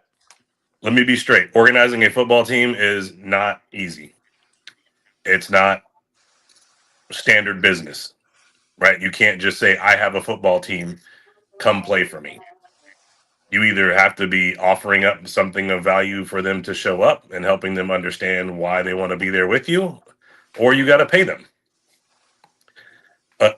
luckily for me, I've been in football in this town for 30 years now, 31 years, playing in rec and semi-pro and arena before I hung up the cleats 8 years ago. And 3 years after that, got into organizing football for A7FL. So, and in the interim, I actually put on a high school combine and got all the stakeholders for football in the Valley all together altruistically. I wasn't trying to earn anything off of it. So people understood who I was going into that. And not everybody believed that I was as true to trying to grow the brand of football in Las Vegas, no matter who was winning, and making sure everybody ate together. It took a while to get there. Everybody gets that now, but that wasn't easy. So for Atlanta specifically, I mean, I know that dude was trying to hire a bunch of coaches, and I actually teed up a coach for him, but for whatever reason, they couldn't come to an agreement. The dude that I've been talking to for 2 or 3 years that's down in the area right now used to play for Auburn, good cat. But for whatever reason, they couldn't come to terms. The guy in Compton, all the connections in the world. Dude is connected to every West Coast rapper that you ever even heard about, and should have been able to pull things together. And I'm still certain that he eventually will. But it just doesn't come together as easy as folks think it's going to be. You actually have to sit down and put a plan in place and execute. And you got to do the if you build it, they will come type things. If you're trying to have everything perfect before you roll it out, you'll never get there. You have to actually put your nuts on the line and say, all right, I've got this team. I'm having tryouts. Show up. Here's our schedule. What we're going to be doing, show up. And then you get 8 people to the first tryout, you get 30 people to the next tryout, you get 60 people to the next tryout, and you got a team. But you can't just go out there and go, hey, I got a team, come on with me. It just doesn't work like that. I mean, I was out doing shit every weekend. We were doing the one-on-one drills, like the destroying thing where we're giving people $1,000 for receiving and $1,000 to a quarterback. We had a jamboree, we had scrimmage games. We were doing all types of shit. I was everywhere. I was on TV, I was on radio, promoting the hell out of the thing just to get our first 3 teams in. And it only started out with 2 before Rock showed up to the league that day for the jamboree with the guys, and they brought everybody in for the force. It was just the pit bosses and the insomniacs at first. There was a lot of work that went into building the Vegas division. It's not as easy as I guess I made it look, but it's fun. It's fantastic. There's a lot of money to be made if you've got a staff that you can rely on and count on to get things done. And we're right there. Like we break even every league now, every year now, as far as our costs are concerned. I just need to spend some time growing sponsorships and spending time making those phone calls like Will just talked about to get people in and close. It's just, I feel like I make more money working my day job than I do trying to sell sponsorships. So it's a tough ask. Yeah. I mean, it's so, and it's kind of, pivoting to more of like the bigger problems. Where is the miscommunication happening? Because it seems like there's conversations that are happening between ownership and higher ups about certain things that can be done, for the league, whether it's Final Four, national championship, etc. And yet, one coach is getting told one thing, another coach is getting told another thing. And then that turns into a clashing of heads, and now we don't want to work together because somebody's lying, we don't know who, and fuck it all. So I don't know. Where is all this miscommunication coming from? I'm not sure where the not wanting to work together part comes from, because that's not coming from this side. I mean, I'll be 100% honest. We are willing to do anything that works out to be fair. There's a lot of folks who thought, for whatever reason, that we agreed to do this, us travel for the Final Four this year and trade for them traveling for the Final Four last year, and that absolutely was not the case. The 100% it was, if we do this, then Jersey gets the championship, right? Because Jersey had the championship the year before. We had to go back to Jersey 2 years in a row. So yes, there was conversations in the offseason. We put this forward as Vegas having to travel to Jersey in the offseason. And those people who were on the phone with us said yes to that. Unfortunately, those people who were on the phone were not the final decision makers for these teams to come out of pocket to to ultimately execute that.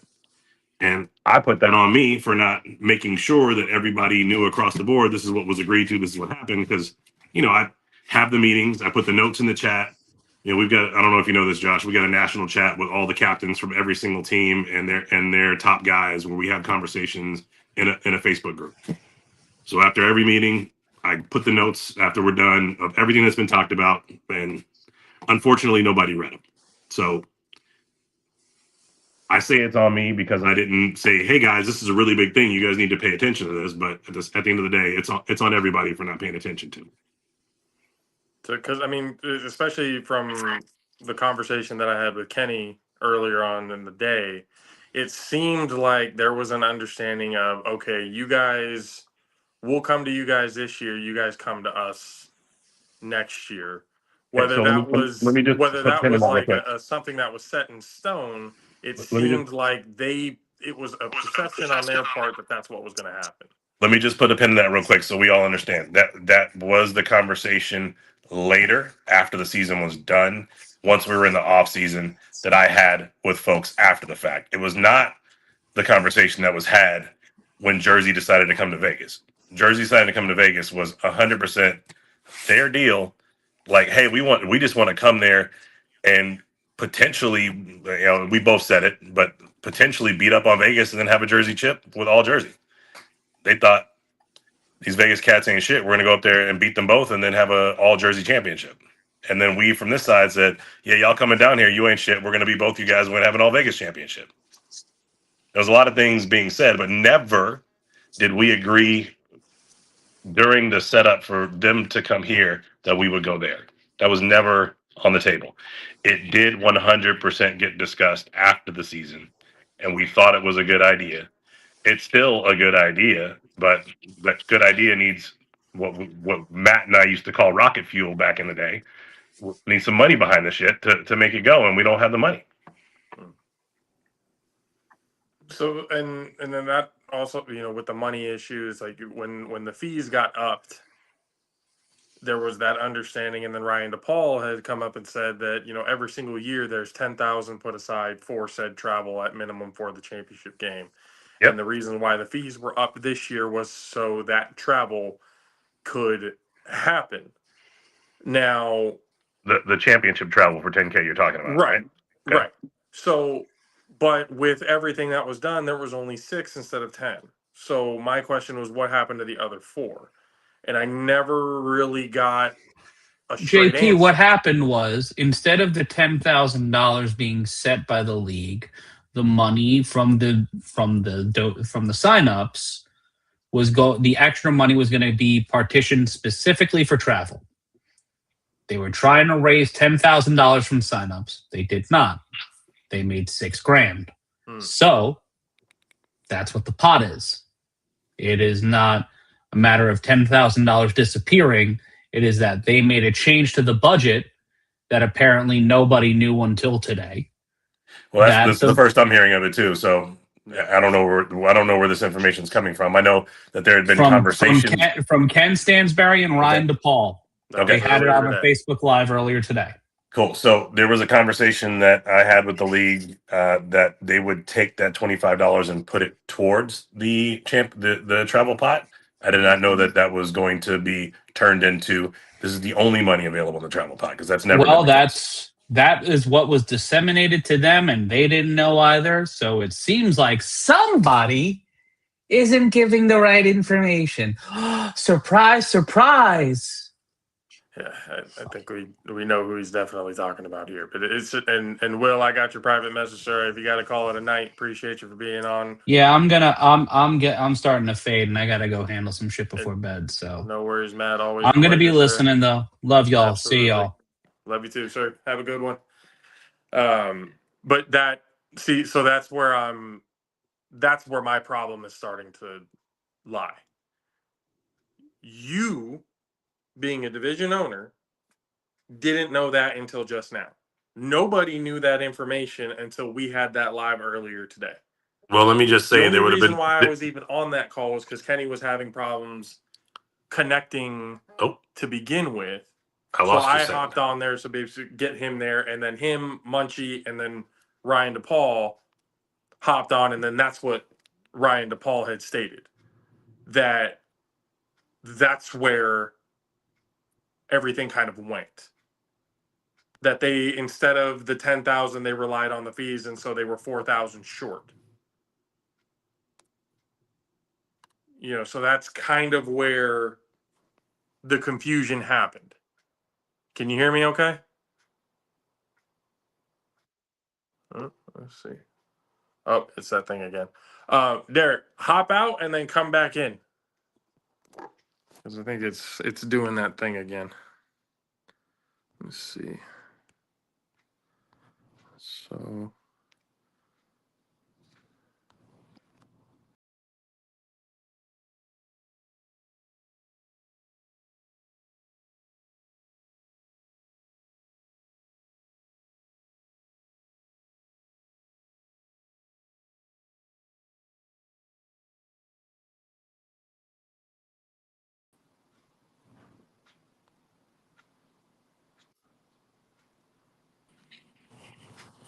all right, I can hear you. Do you hear me? Yeah, I can hear you. Okay. So Yeah, I think like every time somebody leave, it does it. yeah, it does that every single time. That's what I'm saying. It's like it's pain in the ass that we have to keep doing. Yeah, every time somebody leaves the thing, the audios get all fucked up, so everybody has to come back out and come back in, type of thing. Yeah, so Can you hear me okay? I can hear you now, but the last thing I heard was you as the division owner didn't know, and I heard about it today for the first time in live. That was the last thing I heard. Yeah, well, that's exactly what happened. So Kenny Stansbury, and the only reason why I know is because I was part of the live. I was basically moderating that whole conversation. Kenny was having problems connecting to his live, so I did it. He came on. He was talking about the whole thing. And then Ryan DePaul came on and said that the reason why they had upped the team prices was to get the travel money. But it was still confusing to me. It's like, okay, how do you have 10,000 every single year, and now you only have 6 this year? So if you only had 6 with the signups, why couldn't you add the rest of the other 4 as the league if you had already been doing that years prior? So now, from my understanding, nobody fucking knew about that until today. Yeah, to be clear, there would have been no reason for me to know about it because the chip was in Vegas, so I didn't need to understand how much money was available for us to travel. So, I mean, maybe it should have been something that I knew about 100%. I know that there was discussions about it, but I didn't know that is what ultimately came down as the only money that was going to be available. I know that the $25 was going to be used towards it. I did not know that it was going to be all that was available. Yeah, see, and whether you needed to know the information or not, that is information that needs to be communicated regardless, to be able to let everybody know and get prepared for what's going to happen. So it's yet another situation, just like last year's, like we didn't know where the Final Four was until fucking 2 weeks prior. And now we're in a situation, well, shit, now we didn't find out until today. Yeah, as a fan and pundit, I understand why that's such a big deal for you. I mean, the Final Four not being known where it was last year until the last minute was because dudes were trying to make a better game. And we got the better game that everybody wanted. You got to see cross play travel. And if it wasn't for Jersey stepping up and saying they were going to take care of that on their own dime, it never would have happened. And it just would have been the same Final Four we've always had. Vegas versus Vegas, Jersey versus Jersey, or whomever might have made it to the Final Four on that side. And then a chip wherever the chip was.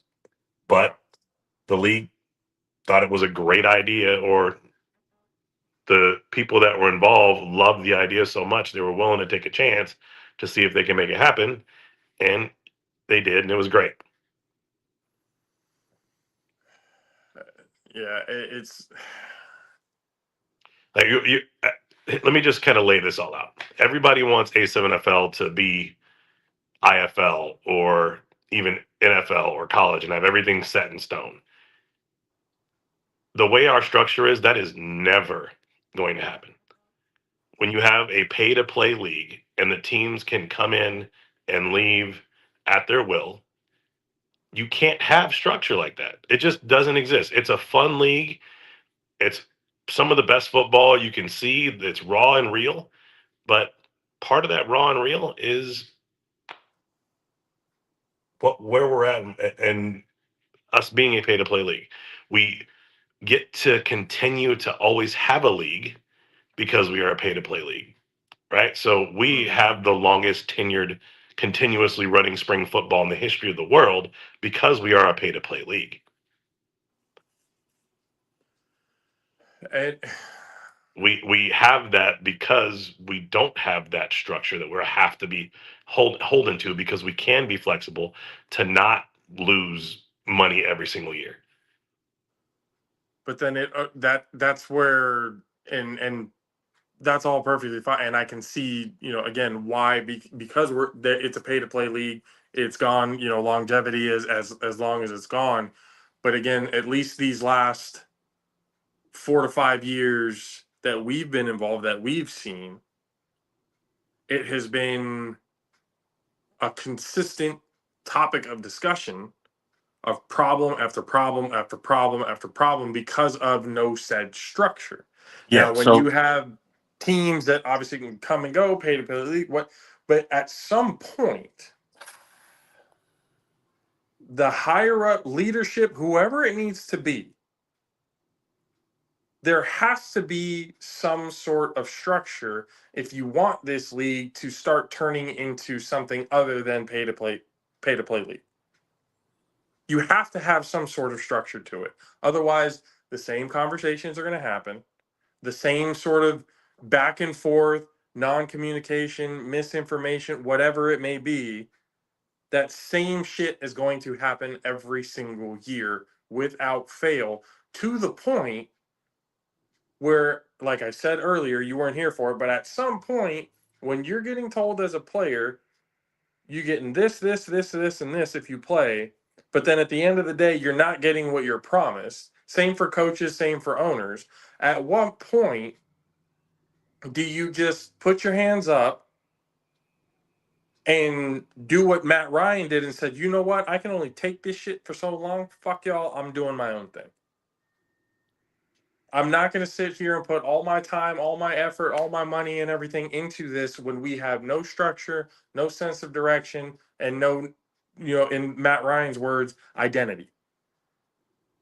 So it's at what point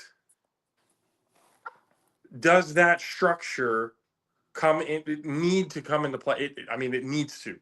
But at what point do you stop looking at the problems and just continuing to allow those problems to happen? And Josh, it's a chicken or the egg conversation. Like, if we had structure, we might have money. If we had money, we'd have structure. Right? But the league put structure in place when they had money, when they got their big stadium contract, spent a bunch of money renting out a baseball stadium. This was before we got involved. Did a whole really cool thing, had a bunch of money to put it in. That's when they threw in the prize money. That's when they threw in the stipend for travel. Oop. Blacked out there for a second. So you might have to come back in. Yeah. But I mean, it's so when and then as kind of piggyback a little bit off what you were saying, you had that big deal with stadium, and you then threw all your eggs in the basket, so to speak, and then proceeded to not capitalize on it. You spent more money than, instead of putting it in the places where you needed to, which was, at that time, that's Derek saying before, he even got it. So this was basically before the East even had, or the West even had a division. They weren't really thinking about travel expenses. They weren't really thinking about, the things that go into that level. While at the same time promoting and trying to get new ownerships, knowing that if you were going to get owners in different areas, you had to have known travel expenses were going to happen. And yet, it wasn't taken into account. Now we're dealing with situations. There we go. Let's see. It goes back in. Let's see if I There we don't go. get kicked out. Can you hear me? I can hear you. Can you hear me? I can't hear him at all. Oh, it went back to the whole thing. Up. We all got to get back out and come back in again. God damn it.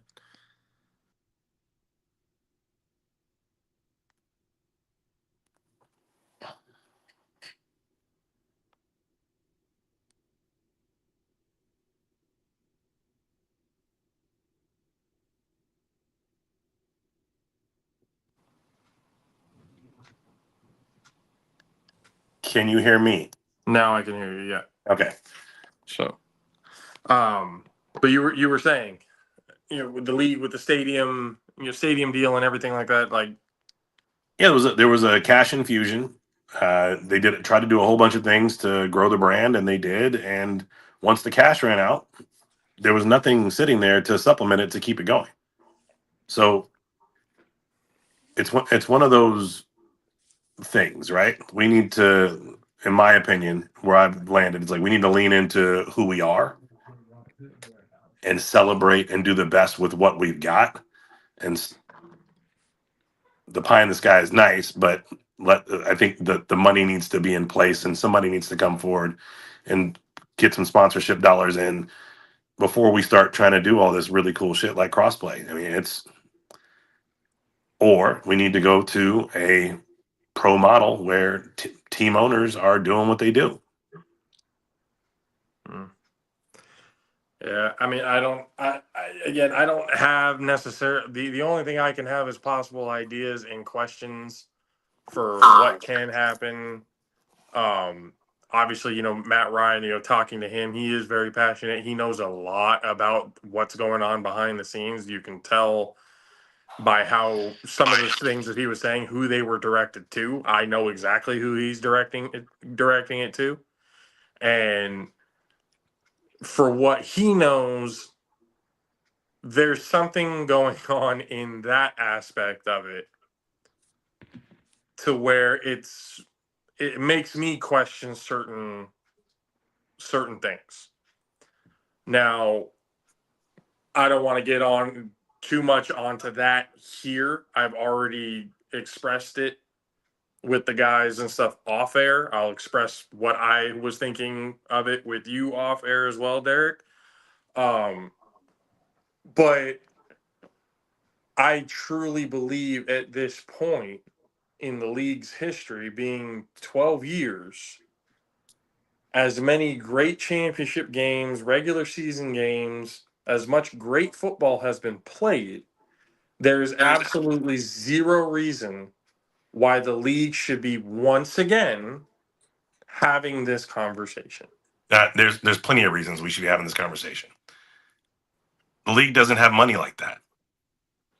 Everybody wants to spend another man's money and talk about another man's pockets when they have no idea what the actual financial situation is behind the scenes, including Matt Ryan. Right? He was intimately involved and still doesn't know the financial situations behind the scenes. Yet the league brings in some dollars. Those dollars have to go to certain places, and there's not money left over to do all the crazy cool shit that we want them to do. So we have to ask ourselves as stakeholders, as fans, as pundits, is it okay if a league is set up like college football where they play their division and then their division champion plays in a bowl game? That's how college football got to its prominence. It wasn't rich with money until they perfected that situation. Everybody's trying to have a speed run to be the NFL. We're not 1% of 1% of 1% of the NFL. Yeah. But everybody wants us to act like that. Mm. What we are is D7 college football.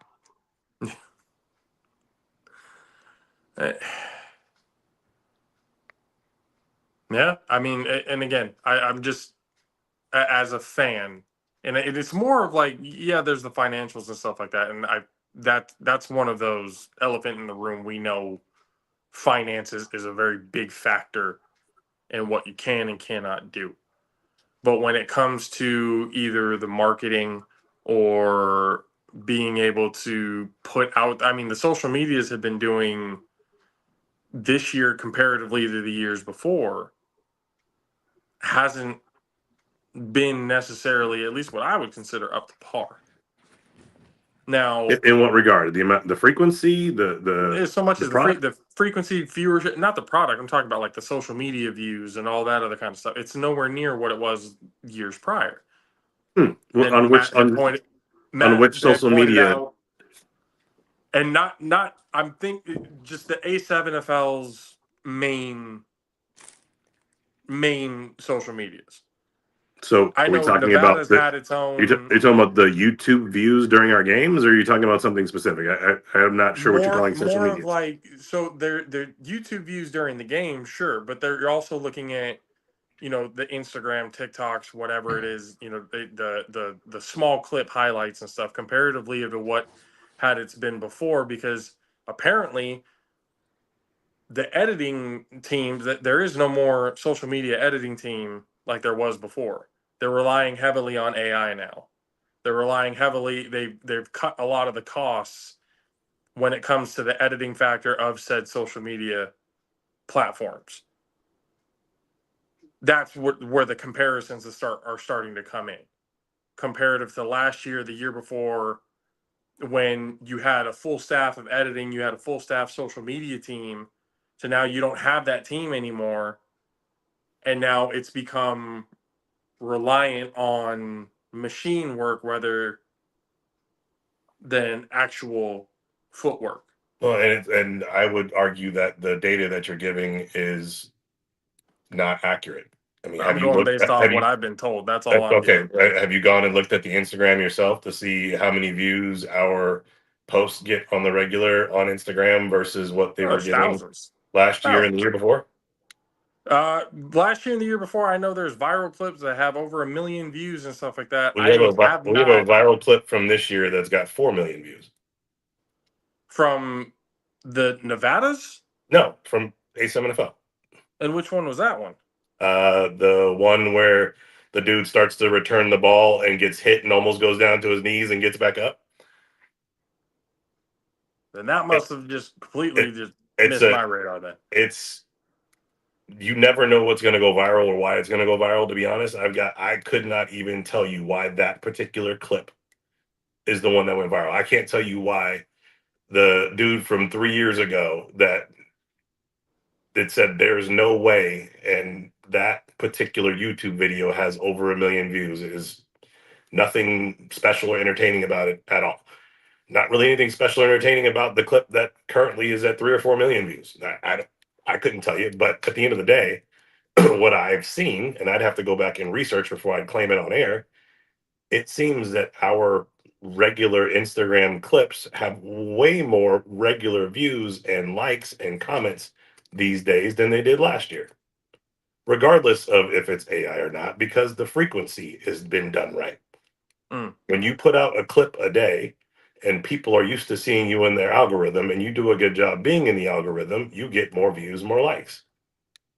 That wasn't happening even with our crack social media team last year. They would do one or two occasionally instead of one every day. So there's a lot of things that are better. There's some things that are clearly worse. But what's accurate is that we don't have a championship this year. And do you think that's going to change? No. Let me just say it's not going to change, whether I think it is or not. The only way it would change is if the people who are being offered to come play in a national championship in Vegas decide to say yes. We haven't been offered to come play a national championship in Jersey, and that offer won't come.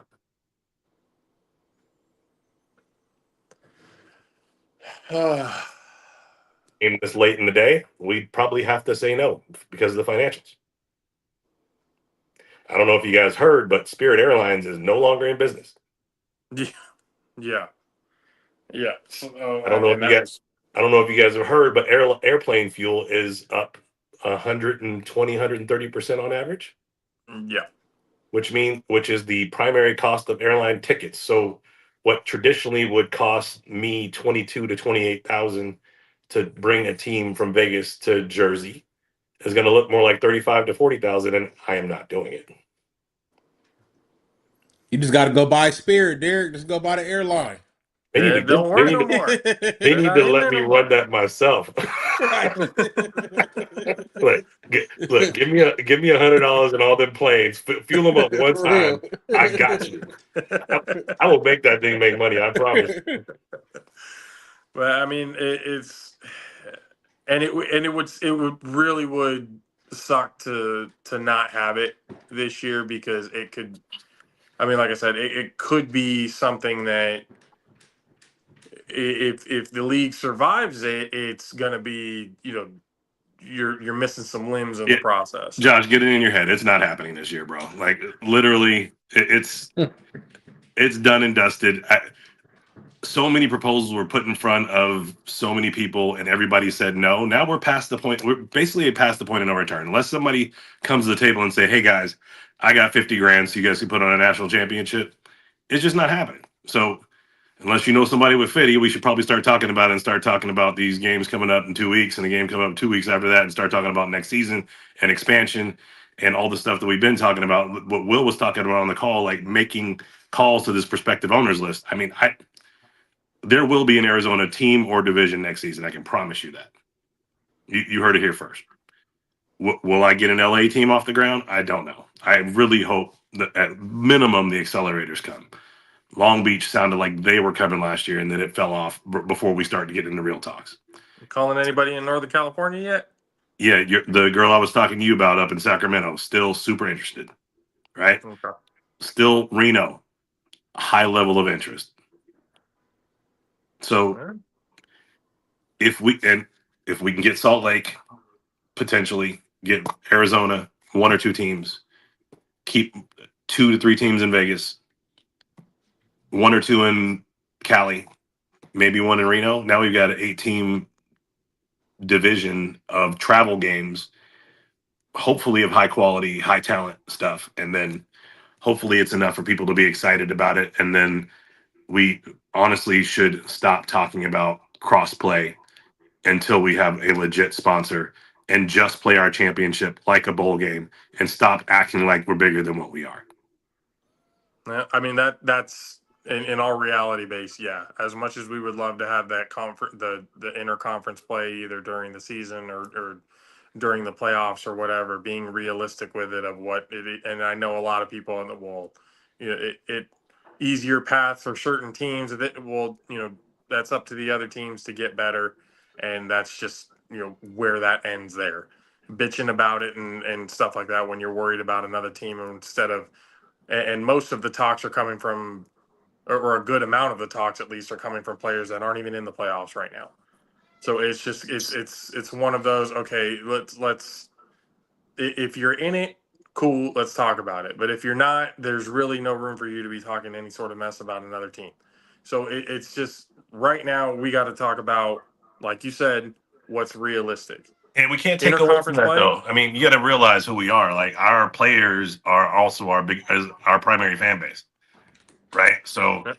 we got to lean into them talking shit and enjoy them talking shit. And we as a league have to be smart about what we do and how we spend our money, and stop thinking that our britches are bigger than they actually are, and do what's right and do what we can afford and do what works.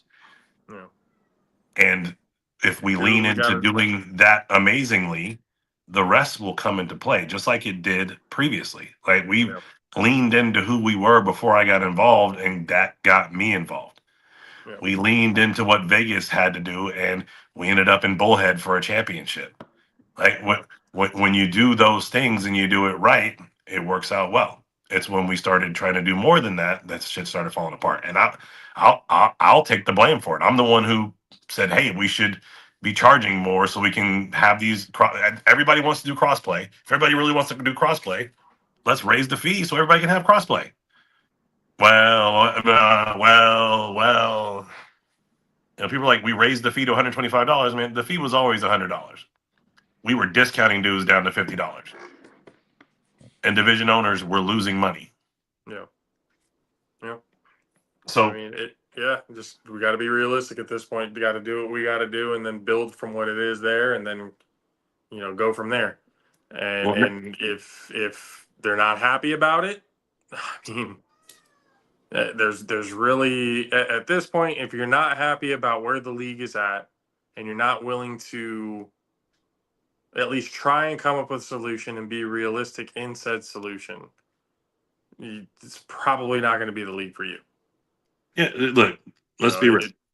We're in the age of social media. People love to just sit back and be keyboard tough guys and talk shit about everything. They offer no solutions, or if they do offer solutions, it doesn't have any meat into it. It's got no funding behind it. What y'all should do? You should do baby buck. Like, who's gonna pay for that? Well, the league. Like, the league ain't got no money. Where's that money coming from? The league's money comes from four sources. Broadcast, which not that much coming from broadcast, right? Registration. League gets $25 per registration. The division owners keep the remainder. The league gets all a jersey. So if you get 200 dudes that register in Jersey, the league's got $2,000 to work with, or $20,000 to work with, right? Sponsorships, which you've seen our sponsors. We got Tape Me Up, the Athletic Wear Space, the Chaos Gladiator, and can't remember what the other one is because I don't get to see the Jersey games too much. There might be $10,000, $15,000 in that. In total for the whole if I was able to put all that money together, it's probably like $60,000 in total coming into the league annually. You think we're going to spend $60,000 on just doing crossplay? Get the fuck out of here. No, it's not. Again, it's not realistic. It's just not. But I mean, we can. I'm gonna sit here. I'm gonna try and ask questions. I want to talk with everybody. I mean, it's great having you. It's great having Matt. It's great having Will. It's great having anybody who talking with Munchie and Kenny Stansbury and Ryan DePaul earlier today. It is great to get insight and trying to find and have once again said questions and try and bounce ideas off each other without letting ego get into the way, and really trying to find a solution to said problems. And now, like, if that means we got to go back, things got to go back to the drawing board and kind of go, okay, we got to stop talking about conference play for a little while, for a few more years until shit really gets built up again, then, that's just what has to happen. If you're not, and again, if there's going to be, you're not going to please everybody. That's just cold hard facts of everything in life. Not everybody is going to be happy with every decision that you make. And Josh, we need. We need your weed man to be our sponsor. You've given him enough money, bro. He can kick down. I know Mad Sticks be in your bag too, dog. Come on. I haven't smoked since February, so they might have gone broke. So what? Yeah, I haven't smoked since February. I've been trying. Are you okay? Okay, so it's a problem when you smoke and you start feeling nothing. Yeah, I might have needed a tolerance break for a little while. So I didn't know that was the thing. And then there's other things that it's not that I'm done forever. There's just things that are going on. It's just necessary for me at this moment in time to look. I'm not knocking it. I'm just wondering if you changed your tagline. Oh no. That's all still pretty much the same. But it's. I mean, shit, maybe even looking into sponsors for those departments might work. There's a lot of players in the league that I know are still that are doing it themselves. We got to start dipping, and I understand there's certain quote unquote professionalism that you want to be able to portray, but again, we got to be realistic with what we got. Look, if I had my way at this point, we were trying to be the Coca-Cola and McDonald's and Abercrombie and Fitch level sponsorship league, and then you take a look at who we are and our guys, we should be looking at strip clubs and Look, high net worth individuals that are looking to get the name out in dispensaries and strip clubs and check It'd be like the cashing Bad News and Bears. You got Chico's bail bonds on the back. sponsorship. They're probably going to get all of our bail bonds business, and they'll come back next year for more sponsorships. I promise. Certain things we got to be realistic in, and that might be one of them. Sponsorship wise, that we have to look in. It I is tell what it Hey, I Metro is. just that did a sponsorship for a team. I hear. So Yeah. they got the logo on the field, so I just did a sponsorship for a team. So hey, you got to start somewhere. Yeah, that's right. Yeah. So, I mean, I would love to be able to have the money to put JAFFOs TV sponsorships out there and everything as well. But I mean, I gotta Well, look, build Josh, my own up for that. all you need to go do is go sell some ass and get 10K and get your own team up in San Francisco, and you'll be I'm good to good. go. My soul is worth more to me than my soul and my whole are worth more to me than money. I'm Are telling you you. married? I am. Yes. I'm not. I'm not asking you to give up the whole dog. I'm asking you to lay the Nope. pipe. I'm good. I'm all right. Tell your wife she needs to kick in 10K for all this dicking down. But Derek, appreciate you for being on, sir. This been an entire 2 hours plus of conversation. Obviously, we're trying to figure out some sort of solutions and everything to it. But Can I give you some parting words real quick? yes, sir.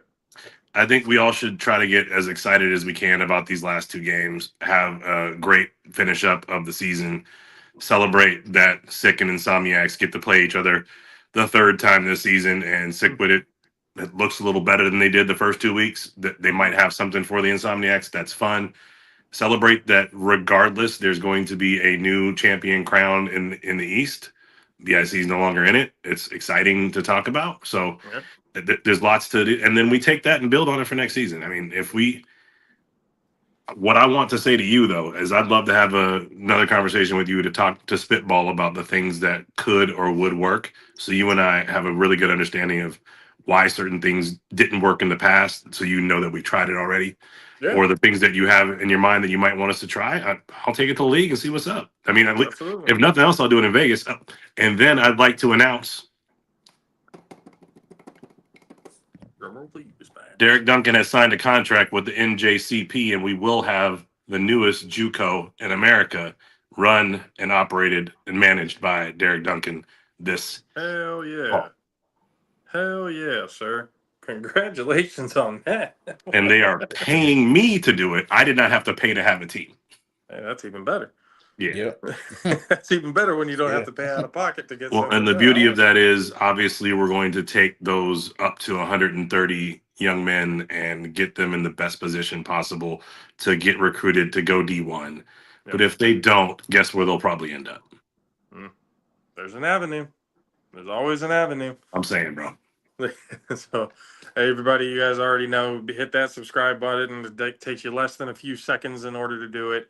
We're close to that 500 monetized mark and social medias. We're on Instagram getting closer and closer to that 1,000 mark. So that's exciting for that. Be able to hit JAFFOs TV on all of the social media products. And once again, hitting the subscribe button here on YouTube. Go to JAFFOSTV.com to be able to get the merchandise. Once again, it's all in, there's a collection for everything now. So you don't have to go through the full, I think there's 12 pages of products and stuff like that are on there. If you want to go to a specific show, there's a collections for it. You can go into the merchandise for that one and make it a whole hell of a lot easier for you. So Derek, once again, appreciate you. Matt Ryan, appreciate him. Will Franklin, Mizzle from the Mizzle and Dub Show, for myself, JP, for EJ, the Prodigy Wizzle, for the greatest DJ of all time, Mr. DJ Mastix. We'll see you guys again next time. We'll see y'all later. Shout out to Mel Carey. Thanks for watching, brother. Oh yeah, Mel. Oh yeah.